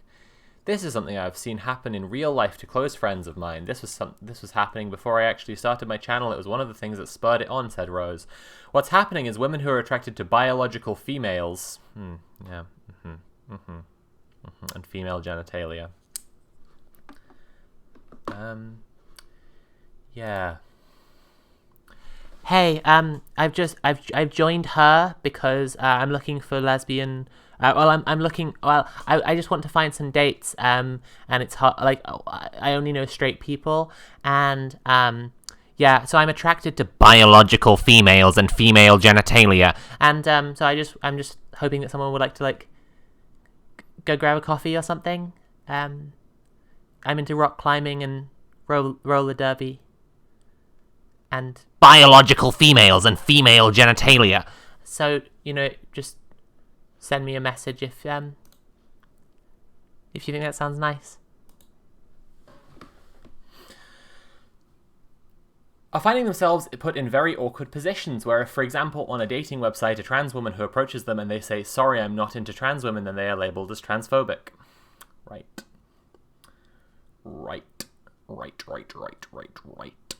Rose made the video in response to a series of tweets by trans athlete Veronica Ivy, then known as Rachel McKinnon, who wrote about hypothetical scenarios where trans people are rejected and argued that genital preferences are transphobic. I asked Veronica Ivy if she would speak to me, but she said she did not want to. I'd like to establish right now that there is a pattern throughout the rest of this article where every progressive trans person, right, every progressive LGBT person of any stripe, this person wanted to talk to, didn't want to talk to, what's the name? Caroline Lowbridge. And I invite you to draw your own conclusions about why progressive LGBT people universally avoided Caroline Lowbridge like the plague. Okay. Dr. Veronica Ivy at Sport is right. I like dick. Girl with dick says, hey, want a date? Oh, no, I only like dick on guys. Guy responds to a date ad. Sup, girl? Guy has a vagina. Oh, sorry, I only like guys with dicks. Both cases, trans people are left in the cold. Genital preferences are transphobic. What can I say? I think there are infinite nuances that a tweet cannot capture, is all I can say. And if you think that this tweet is something that anyone is trying to use as their Bible for dating, grow up. Grow the fuck up. Right. Or do you think that it's actually possible for any of those statements to result in someone being, pressured into dating someone that they're not attracted to? Does that actually make sense? Rose believes views like this are incredibly toxic. She believes that the idea that dating preferences are transphobic is being pushed by radical trans activists and their self-proclaimed allies who have extreme views which don't reflect the views of trans women she knows in real life.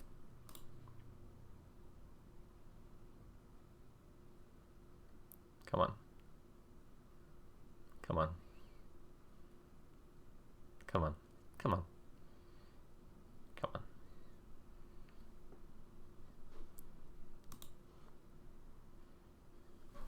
Come on. Come on. Come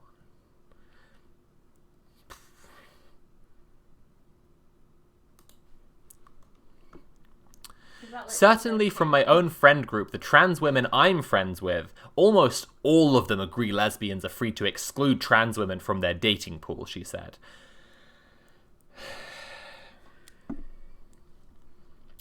However, she believes even trans people are afraid to talk openly about this for fear of abuse. People like me receive quite a lot of abuse from trans activists and their allies. The trans activist side is incredibly rabid against people who they see as stepping out of line. I spoke at a trans rights protest earlier this year, August 6th, actually. You know what our demands were? Liz Truss, who is a dedicated bigot against trans people, should be fired from her position. The LGBT Alliance shouldn't have its charity commission status because it's a hate group. The NHS should reform trans healthcare to not treat us as second-class citizens.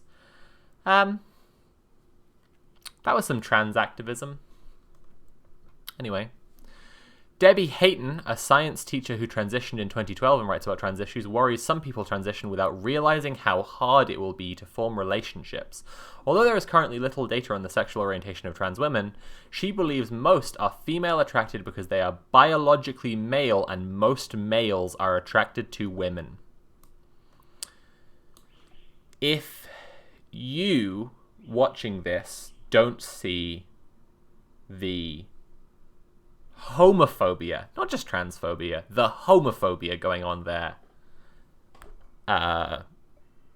get your mum to explain it to you, I guess. Like, helping you with your homework, I guess. So when they, brackets trans women, are trying to find partners, when lesbian women say, we want women, and heterosexual women say they want a heterosexual man, that leaves trans women isolated from relationships and possibly feeling very let down by society, angry, upset, and feeling that the world is out to get them, she says. Debbie thinks it's fine if a lesbian woman does not want to date a trans woman, but is concerned some are being pressured to do so.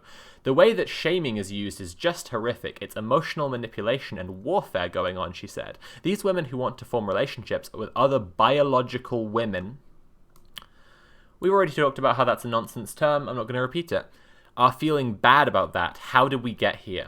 There's also the part here, trans women are trying to find partners when lesbian women say we want women. It's just the fundamental premise of this entire thing is that trans women aren't women, and we are, so shut the fuck up, bigot scum. It's also funny? What's funny? Every time they're saying biological women, obviously they're refusing to say You gotta cis. be closer to the mic. They're refusing You to say gotta cis be women closer to the because mic. they're refusing to accept trans people's I'm normal. reality. Yeah. Yeah. I'm not cis, I'm just normal. I think it's also important. I saw someone say it's like there are short men and tall men. Right.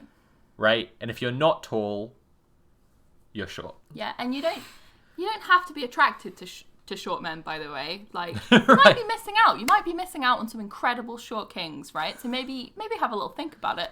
But, you know, you're not a bigot just for not being attracted to short men. It's fine. Yeah. Okay? No one cares. No one cares. Right. Right. And if you go on a date with a short guy to try it out, and then you're like, then he didn't trick you. He didn't coerce you. But there's the thing about trans women as well. There are more cis women taller than me than there are trans women, full stop. And yet, within our group, there is so much diversity. I have a friend who's like 5'2" or something. Very small. And like, if you go on a date with a trans woman and you're not feeling the vibe and no cultish, bigoted, reactionary freaks sweep in and give you answers before you can think about it, you might come to the conclusion, yeah, I didn't like going on a date with a really tall person. Well, good news. There are trans women who are short. They exist.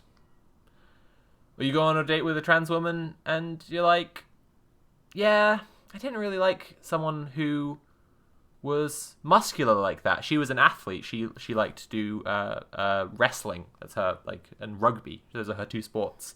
And she was really muscular. And I just don't really find muscular women attractive. Good news, there are plenty of skinny, fat, soft, thick, fragile, muscular, every fucking kind of woman you can imagine. And if you think about it for a bit, you might realize that the person you went on a date with, you weren't attracted to them for any other number of reasons that have nothing to do with them being trans. And if you genuinely dislike them for being trans, yes, that is transphobia. Yes, that is. Yes, it is. Stonewall is the largest LGBT organisation in the UK and Europe. I asked the charity about these issues, but it was unable to provide anyone for interview. Why are all these progressive LGBT people avoiding Caroline Lowbridge like the plague? However, in a statement, Chief Executive Nancy Kelly likened not wanting to date trans people to not wanting to date people of colour, fat people, or disabled people. She said, sexuality is personal and something which is unique to each of us. There is no right way to be a lesbian, and we can only can know who we're attracted to. Nobody should ever be pressured into dating people they aren't attracted to. But if you find that when dating you are writing off entire groups of people, like people of colour, fat people, disabled people, or trans people, then it's worth considering how societal prejudices may have shaped your attractions. Says it all. Very simple. Why did this article get written? That's all anyone needs to know. Why did this article get written? We know that prejudice is still common in the LGBT plus community, and it's important that we can talk about that openly and honestly. We're a couple of whitey colonizers, but that's a little. No, we're British. That's a little joke for my conservatives in chat. It's just like a little Mayo joke for you. But if talking to trans people of color who I'm friends with, I know that like they have a harder time with dating on top of being trans, because on top of that, prejudices are still common in the LGBT plus community, because we do exist in a society with these societal prejudices, and people of color have a harder time because of people who are literally like, I don't want to date someone who is black or Asian or Stonewall was founded in 1989 by people opposed to what was known as Section 28, legislation which stopped councils and schools from promoting homosexuality. The organization originally focused on issues affecting lesbian, gay, and bisexual people. Then in 2015 it announced it would campaign for trans equality. So I'm just going to really quickly... Right. So the thing here is, it does link through to an article about what Section 28 was... But, in the article itself, all we have is this promoting homosexuality to imply that there might be more to the story than that, but, like, that's what we're left with. Stonewall found it unacceptable that there was legislation stopping people from promoting being gay. You got to do a bit more research if you want to understand the full situation there, if you've never heard of Section 28. Section 28 was illegal to tell children gay people existed. Okay. A new group, LGB Alliance, has been formed partly in response to Stonewall's change of focus by people who believe the interests of LGB people are being left behind. It's fair to say that I didn't expect to have to fight for these rights again, the rights of people whose sexual orientation is towards people of the same sex, said co-founder Bev Jackson, who also co-founded the UK Gay Liberation Front in 1970. We sort of thought that battle had been won, and it's quite frightening and quite horrifying that we have to fight that battle again. Bev Jackson, eat my great big tranny ass. Fuck you. Go gulp swallow some whole turds. You know what? Don't. Fucking chew 'em, you fuck. Right. LGB Alliance says it's particularly concerned about younger and therefore more vulnerable lesbians being pressured into relationships with trans women. Wow. It's very disturbing that you find people saying it doesn't happen, nobody pressures anybody to go to bed with anybody else, but we know this is not the case, says Miss Jackson. We know a minority, but still a sizable minority of trans women do pressure lesbians to go out with them and have sex with them, and it's a very disturbing phenomenon. Bev, do you sleep with every single woman who says that they're attracted to women? Is that why you sleep with them? If people are pressuring people into any kind of relationship, whether they're cis or trans, that's obviously something that happens and is bad. Does it have anything to do with whether or not they're women, with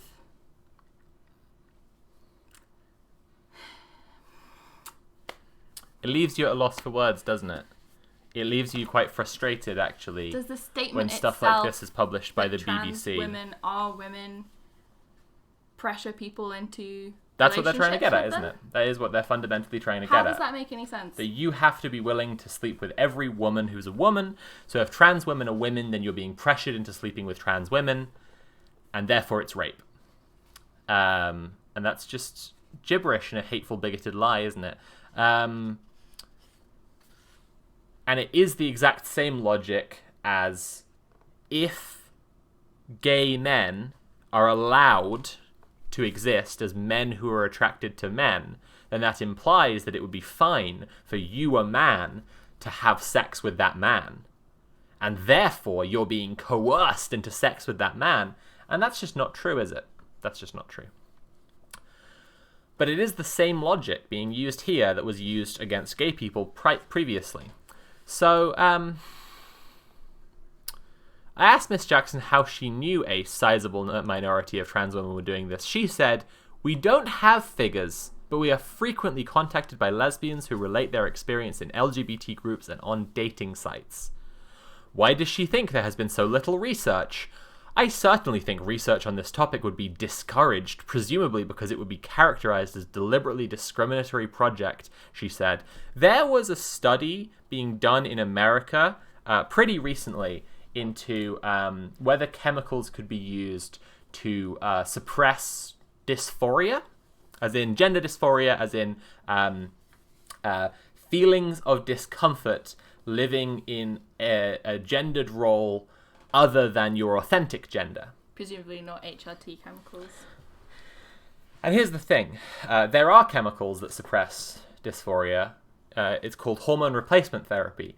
I felt dysphoria about my body and felt weird about how my body looked. And now that my body looks different, again, I've grown breasts and I feel much better. My hairline is filling back in. I was bald before HRT.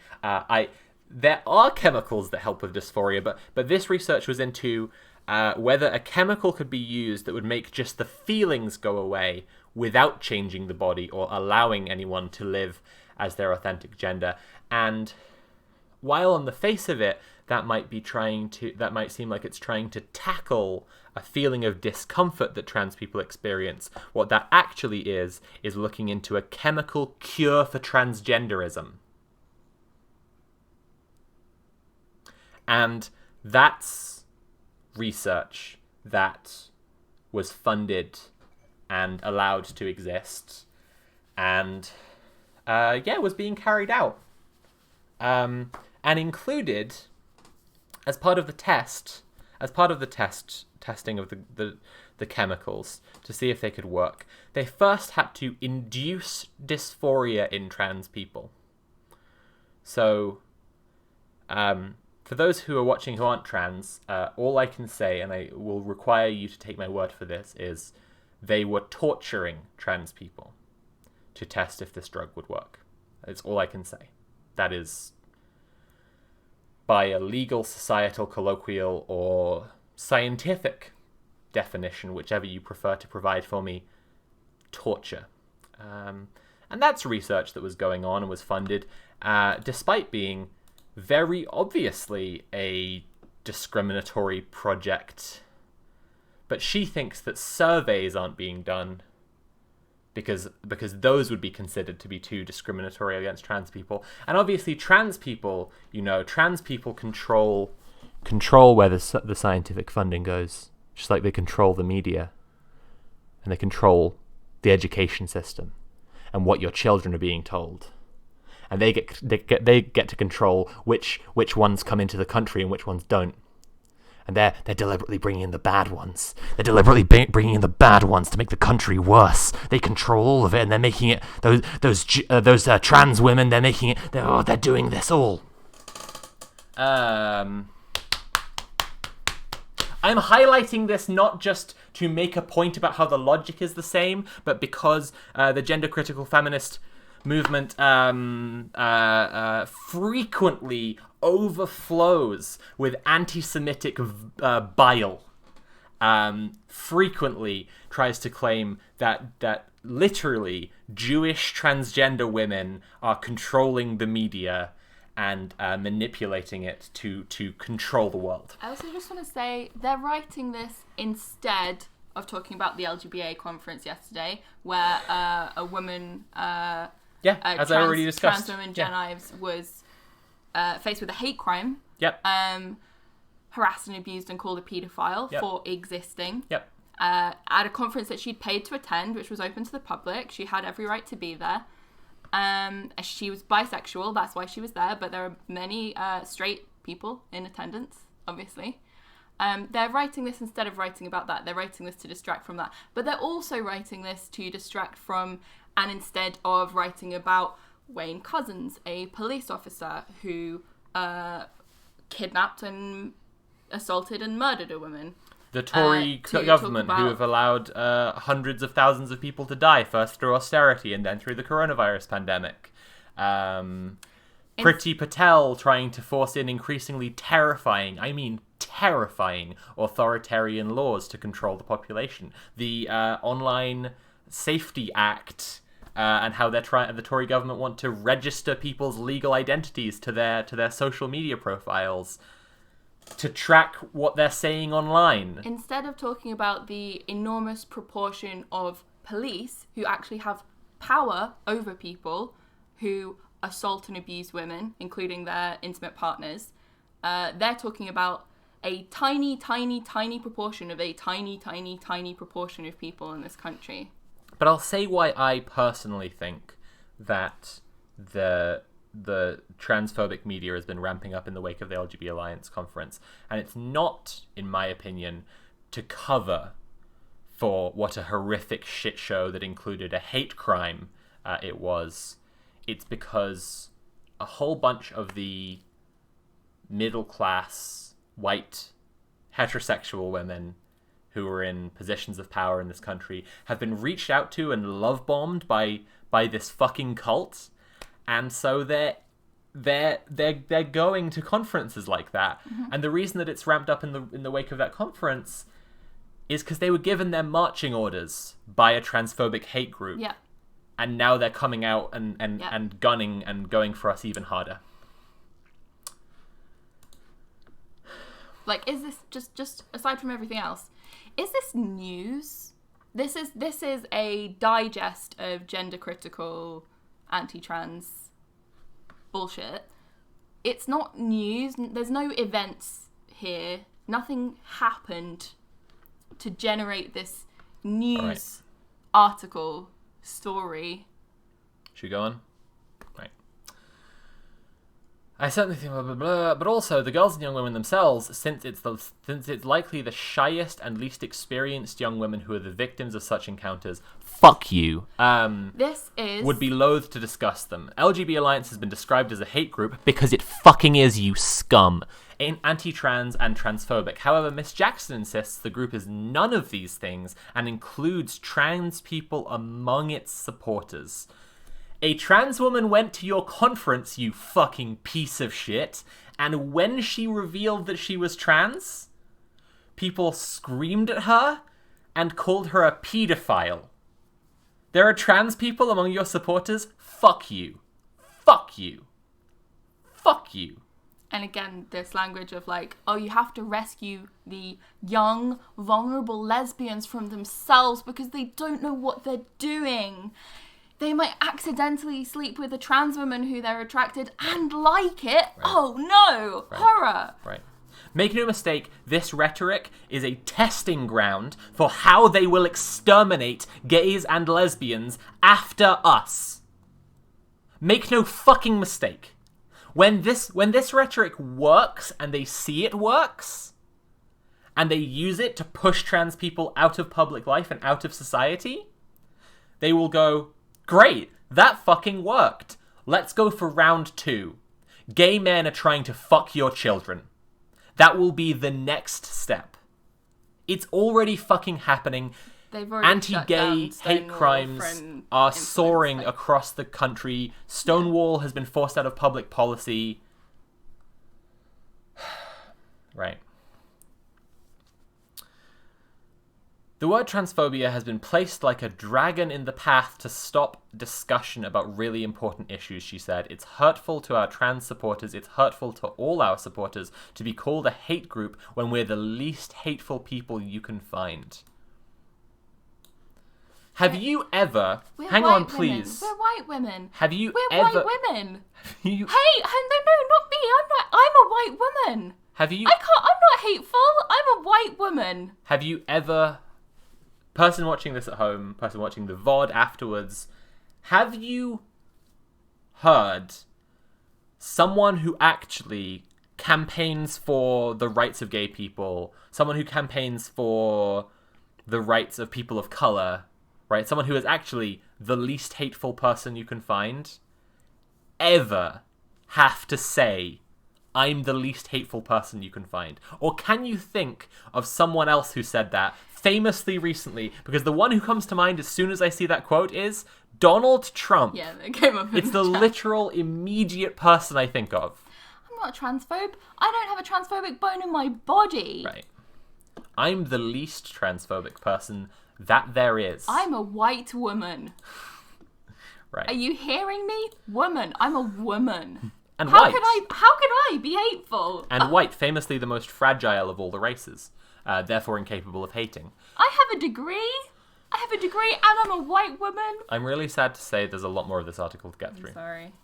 The term cotton ceiling is sometimes used when discussing these issues, but it is controversial. It stems from glass ceiling, which refers to an invisible barrier preventing women from climbing to the top of the career ladder. Cotton is a reference to women's underwear, with the phrase intended to represent the difficulty some trans women feel they face when seeking relationships or sex. Breaking the cotton ceiling means being able to have sex with a woman. That's what TERFs say. Can I just... That's fucking disgusting. Yeah, it's a nonsense conspiracy theory. Can I say that between this is a euphemism they use for having sex with a woman, a phrase I've never heard a trans woman say in my fucking life. Literally never heard it Between before. This is a euphemism that they use for having sex with women, and where is it? There was something in the Bev Jackson part that was like there was something earlier that was like saying that trans women have a hard time and that leaves them frustrated, and like they're trying to paint us as incels. Yeah. Like, yeah. I wasn't planning That's for Nat to be on this. You've seen that she's repeatedly jumped in to want to talk about this stuff, but you know, it's convenient that I have my girlfriend right here of 5 years. Like, we live together, and like it's also, just such TERFs a like. love to say that trans women don't date each other, and that proves something. And it's the most ridiculous thing that anybody who knows any trans people at all will have ever heard. Trans people are dating each other constantly. Yep. Sorry, stinky fucking TERFs. They don't fucking need you. They don't want you. Go away. You are not wanted here. Right.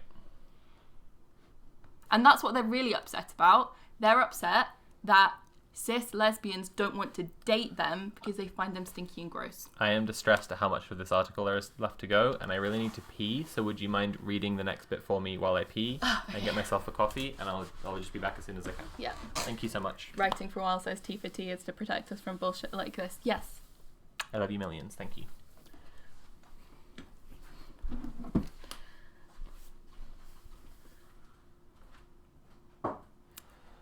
The term cotton ceiling, again, phrase that I've never heard before, and I doubt any trans women in the audience have ever heard before, is sometimes used when, unless obviously they've been looking at what gender critical losers are saying on their blogs, is sometimes used when discussing these issues but is controversial. It stems from glass ceiling, which refers to an invisible barrier preventing women from climbing to the top of the career ladder. Cotton is a reference to women's underwear, with the phrase intended to represent the difficulty some trans women feel they face when seeking relationships or sex.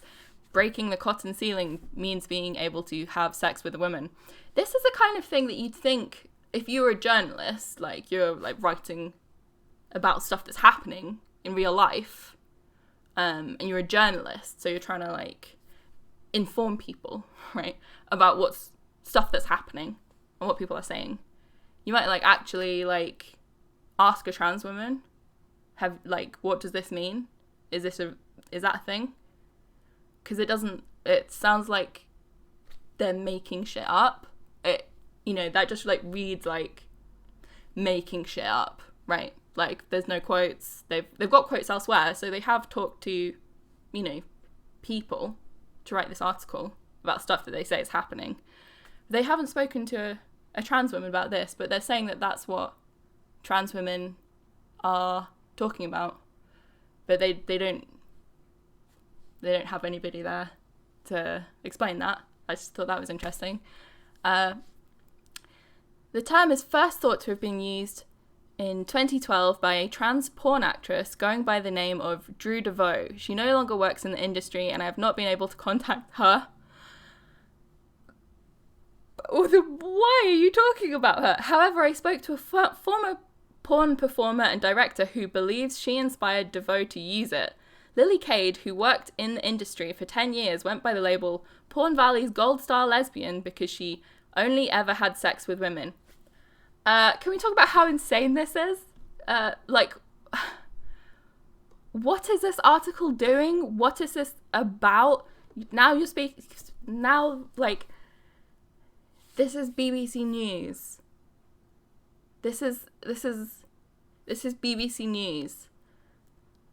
Lily was asked to do a scene with DeVoe in Toronto and initially agreed after looking at photos of her, but she backed out in advance after discovering online that she was a trans woman.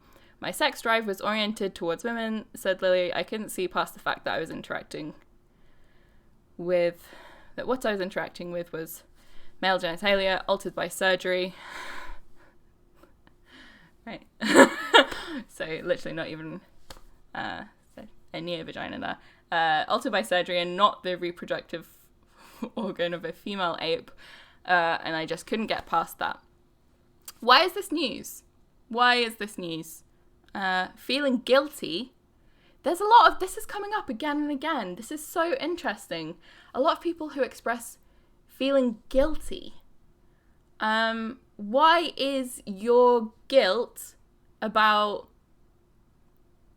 Is it really about not being attracted to or not wanting to sleep with trans women? Or is it about not believing trans women, that they are women? And, that doesn't have to mean the same thing. You don't have to sleep with everyone who is a woman. I don't. It's easy. It's easy to not do that. It just seems like it's not really trans women's problem if you feel guilty for some reason. Whereas maybe you should just do some, self-reflection.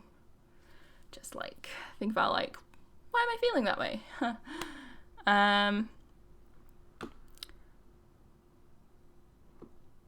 I felt really bad about the way that I felt about this, but I did feel that way. I made the choice to say something about it and to back out, she said. Lily said she was criticised on Twitter at the time, but only among very fringe queer porno people. So yeah. So it's not news, right? So that's not news. She backed out of it. She didn't do it. And everything was fine, actually. So it's not news. That's not news. The headline there is nothing happened, which is fine. I also, the obsession, right? Here's what's going on. Here's how straight people relate to, here's how cis lesbians are being focused on here by straight transphobic media. They really want to hold up virginal women as needing of protection from trans women. They are obsessed with a perfect class of, this is why they're so worried about vulnerable young lesbians being convinced or tricked into sex with trans women, because they want their fucking virgins. That's what they want. They want their gold star lesbians, never touched a penis, and straight people think of these people as virgins, untouched by the impurity of the penis. This experience has so little to do with the reality of women who love women and women who have sex with women. And it's so homophobic and it's so fucking disgusting. It's horrible. It's fucking horrible. And it makes me think so much of this, like, this, you see all the same obsessions and tropes when you're, like, looking at racism as well. Protecting the pure virginal white maidens from the foreign, strange other aggressor who is going to seduce them into a life of sin. And that's all this is. That is the entirety of what this is. It's disgusting.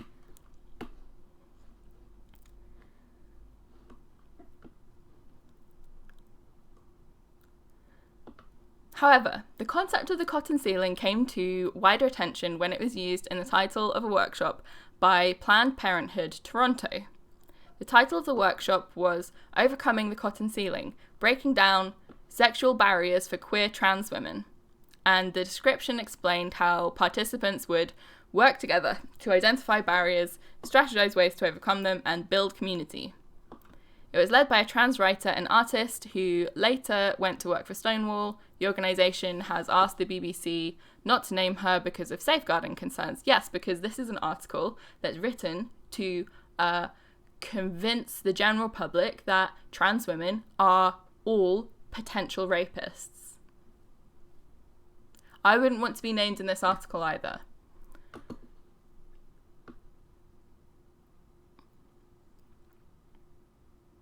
I thought it was kind of gross, said Lily. The language is gross because you're evoking the metaphor of the glass ceiling, which is about women being oppressed. So saying that if someone doesn't want to have sex with you, that person is oppressing you. That's interesting because I didn't hear anything in that description of the workshop that said anything like that. I feel like if something like that saying someone is oppressing you if they don't want to have sex with you, I feel like if anything like that was said in that workshop, that the BBC would have written that there. But I actually can't see that. It just says, overcoming the cotton ceiling, breaking down sexual barriers for queer trans women. It doesn't say that the sexual barrier is just someone not wanting to have sex with you. That seems like a kind of like petty and trivial concern, actually. I think that maybe they're making shit up. They're making shit up. Yeah. It's a kind of an easy trick for journalists, right? To put something that could sound like something but isn't next to just an accusation that has nothing to do with it, and then just be like, you make up your own mind. Kind of seems like lies. The trans woman who led the workshop declined to speak to the BBC, but Planned Parenthood Toronto stood by its decision to hold the workshop. In a statement sent to the BBC, Executive Director Sarah Hobbs said the workshop was never intended to advocate or promote overcoming any individual women's objections to sexual activity. Obviously. Right? Obviously. Instead, she said, the workshop explored the ways in which ideologies of transphobia and transmisogyny impact sexual desire.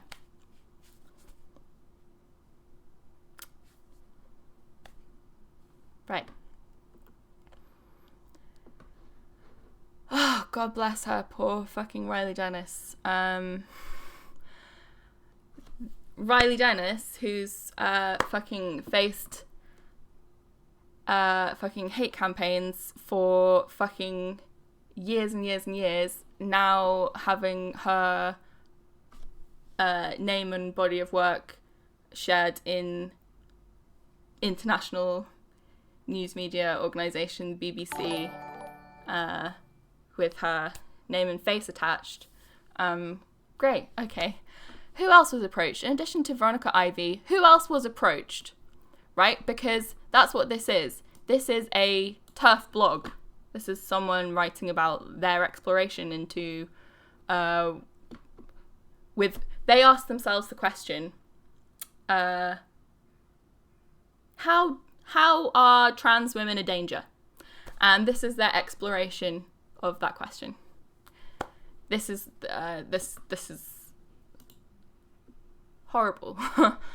In addition to Veronica Ivy, I contacted several other high-profile trans women, and high-profile means they have a YouTube channel, right? Who have either written or spoken about sex and relationships. None of them wanted to speak to me, but my editors and I felt it was important to reflect some of their views in this piece. In a video which has now been deleted, probably because she has had insane campaigns of hatred against her, trying to ruin her life, YouTuber Riley J. Dennis argued that dating preferences are discriminatory. That is a lie. That's a flat out lie. And what you're sharing right here is the lies, flat out lies, spread by people like Sargon of Akkad, who said that he wouldn't even rape Jess Phillips, elected MP. People like fucking Armored Skeptic, fucking YouTube right-wing trolls. You're sharing their lies about a video that you haven't even fucking seen in international fucking news media on the BBC. I couldn't have even anticipated how fucking insane this article would be. This is the fucking BBC. They're literally sharing Riley J. Dennis says dating preferences are transphobic. I've read the article before. I know what's in it. What the fuck? In a video which has now been deleted, YouTuber Riley J. Dennis argued that dating preferences are discriminatory. No, she didn't. Full stop. That's not what she says. That's Hayley Snaily. You're right. That is literally not what she says in that video. She asked, would you date a trans person? Honestly, think about it for a second. Okay, got your answer? Well, if you said no, I'm sorry, but that's pretty discriminatory.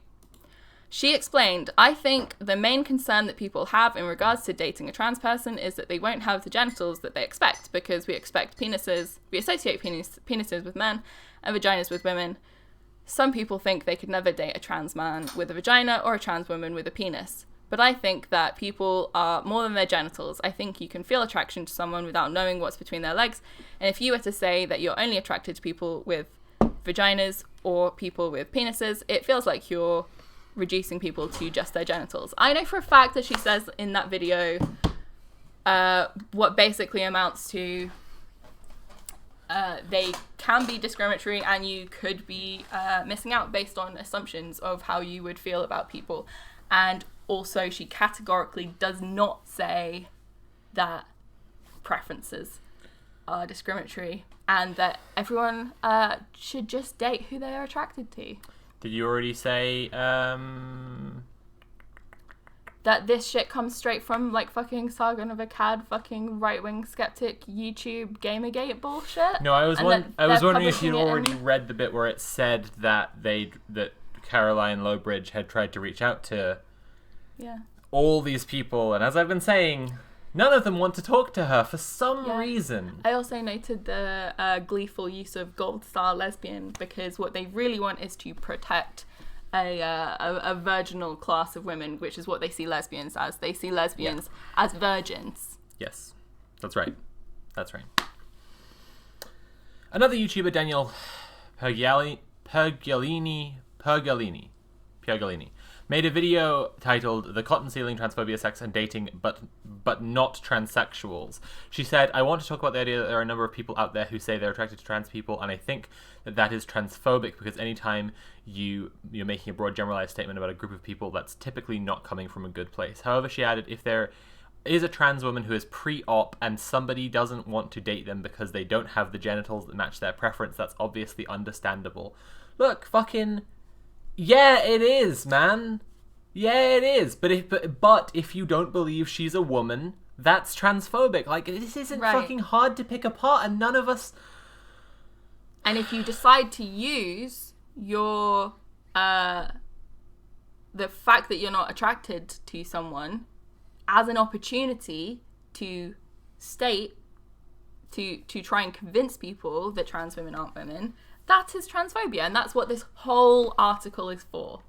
And Divine says, I'm so glad Sophie is back. If I left the room while reading this, I'm not sure I'd come back.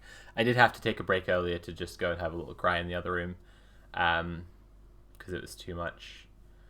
Let's talk about this for a second. Let's talk about this one. Let's hear. Talk about that. What's that about? This little witch. Yeah. She's very cute. Yeah. She's got little freckles. Uh-huh.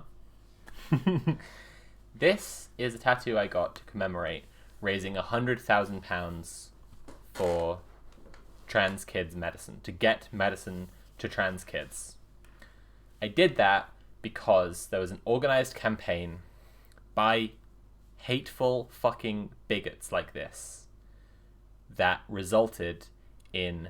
This is what I was talking about earlier. That anti-abortion American lawyer who was hired by gender criticals to attack healthcare for trans kids, right? Literally just evangelical, fundamentalist Christian, homophobic, Westboro Baptist-style fucking money being funneled in to fund this case that temporarily stopped trans kids being able to get their medicine.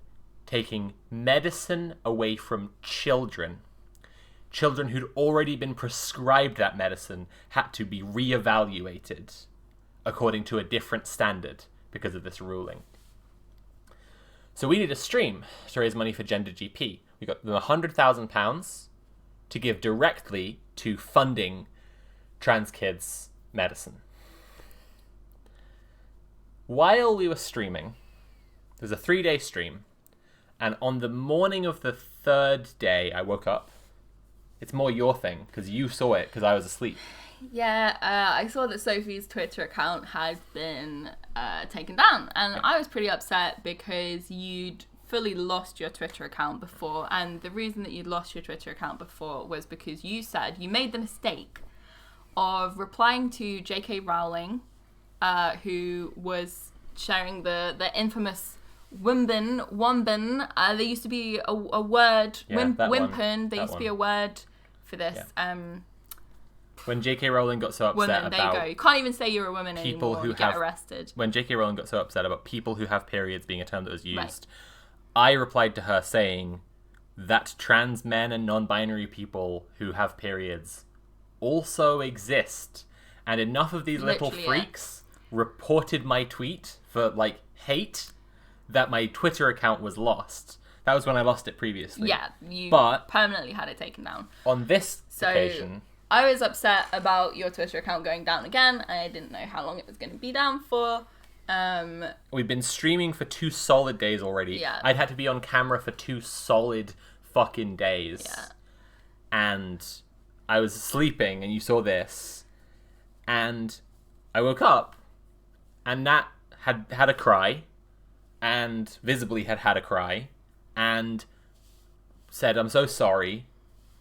That was the first thing you said to me when I woke up, "I'm so sorry." Yeah. And I went and looked on my phone, and my Twitter account was down.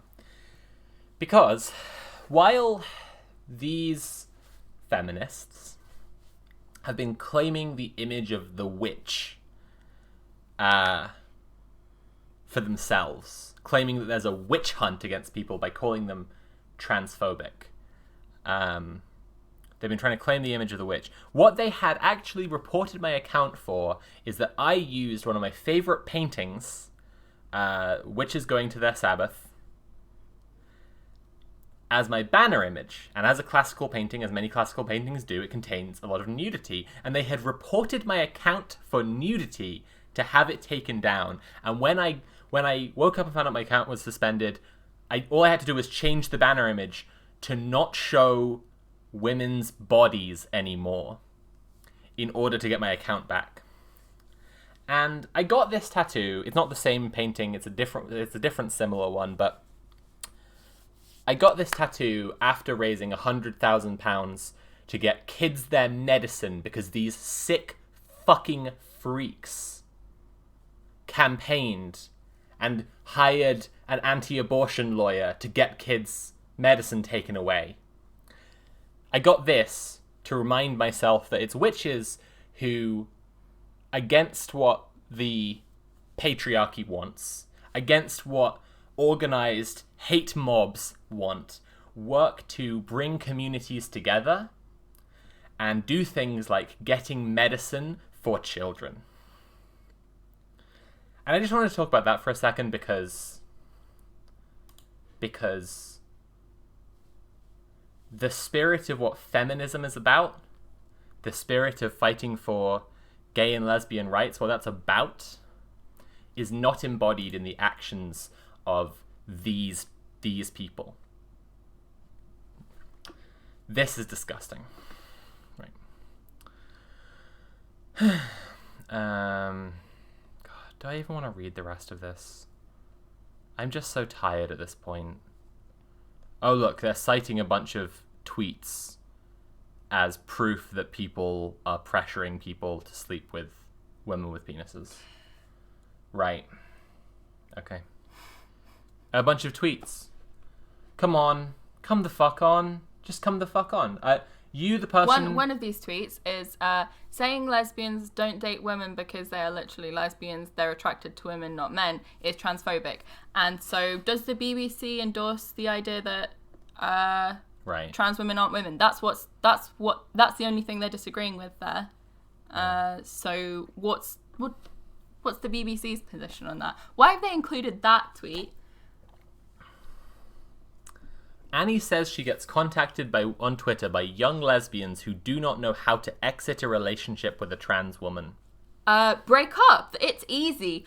That sounds like people who've started to date trans women and then got indoctrinated into some kind of hate cult who are then like, oh shit, I made a mistake. I just realized gender critical transphobes write about everything. Help me break up with my girlfriend because I have no spine or personality. BK Maisie in chat says, what is the first immediate action we should take to this besides emailing the BBC at @TheyMustSophie, do you think? So it depends, BK Maisie, whether you're cis, that's not trans, or trans. If you are not trans, there are a set of actions that are very important that you take today. I mean it. I mean today. The first one, as you say, is you can email the BBC. The second one is you can share things like this around. And the third one, and Jen this Ives is... and Katie Montgomery's like... That's a great one. Talking about how fucking absolutely fucked up the LGBT Alliance are and what an obvious hate group they are. I think I shared that to my channel already on YouTube. You should be able to find the link there in the community tab. And the third one, and this is truly the most important one that I keep on talking about again and again, is that if you are cis, not trans, you need to go and talk to other cis people today, now, after this stream, about the hate movement trying to destroy and exterminate trans people. You have to talk to them because we've been trying to talk to you for so long, and only some of you want to listen at all. Many of you take the fact that we are trans as a bias on the topic that means that we shouldn't be listened to. You have to go talk to other cis people and say, fucking, trans people in sports, that's a fucking nonsense issue, right? Bathrooms, it's a fucking nonsense issue. Lesbians feel pressure, it's a fucking nonsense issue. You need to say these things are all repeats of homophobic rhetoric from the 80s and 90s.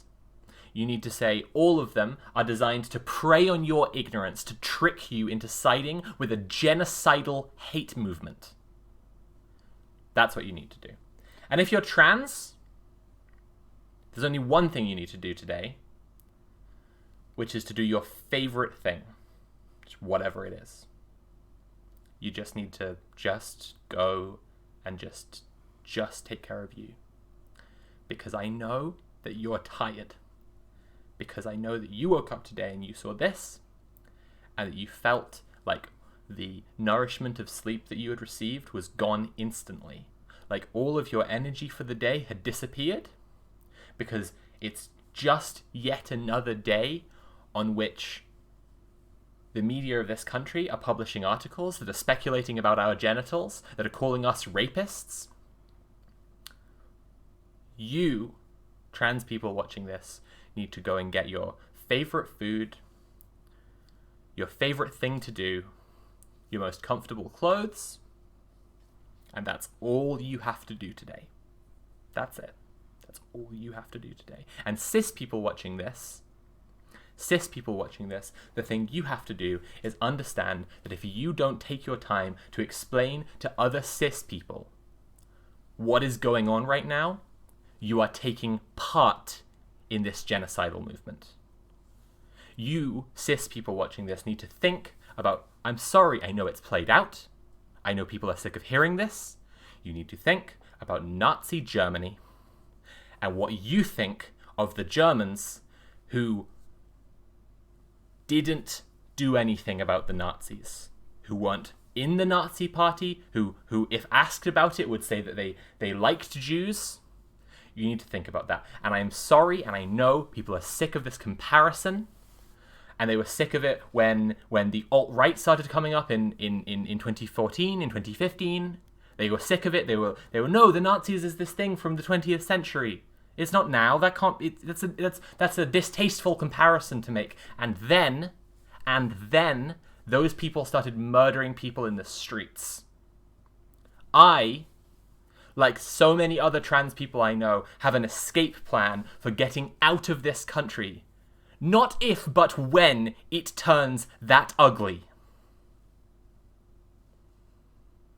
I am begging you to go talk to other cis people about what is going on, so that we don't reach the point where they are just murdering us in the street. Because the way that this kind of rhetoric works, the deliberate, intentional, insidious, purposeful reason for writing something like this is to get men to view trans women as potential rapists of women, and those same men who view themselves as guardians of women and of children and of the race, the noble race, and of order, to take it upon themselves to defend society from those evil rapists by attacking them in the street. That is the purpose of shit like this. That is the actual purpose of shit like this. That's why this has been written. You have to go talk to other cis people about this today.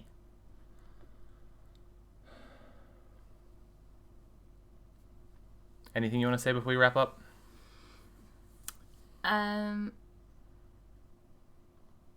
That it's really telling how much of this article is basically detailing the arguments of cis lesbians with other cis lesbians, because that's what they're actually afraid of. They're not actually afraid of trans women. They just hate trans women, and they don't want to have to think or talk about trans women. They are actually afraid of their peers shaming them and thinking that they're horrible people because they are horrible people. That's what they're afraid of. That's why they're writing such violent stuff like this, because they can't handle criticism from their friends who think they're assholes. Or their partners, ex-partners, Graham Linehan's fucking ex-wife, who think that they're fucking unhinged and they need to get a grip on reality and leave one of the most marginalised, vulnerable populations in the UK the fuck alone. Okay. If you like the streams, you can subscribe or cheer to support the streaming, or donate directly at streamlabs.com/themasophie/tip. If you want to check out all the other stuff I do, it's at patreon.com/curiovids. Please check out Rolling with Rainbows, a TTRPG actual play podcast that we're both on. I'm the DM. It's a Call of Cthulhu adventure. And season 1 is nearly complete, so if you want to listen to a whole story, it's almost all there. Rolling with Rainbows on Spotify and wherever you get podcasts. This VOD will be up on my archive channel, and I encourage people to share it, and I am so fucking tired, and we'll be back in 3.5 hours for some Resident Evil 6. I hope you all have as good a day as possible. To all cis people watching, I hope that you go talk to cis people. To all trans people watching, I hope you make a blanket fort and eat ice cream. I love you all, and I'm really sorry that this is happening. And see you later for some Resident Evil 6.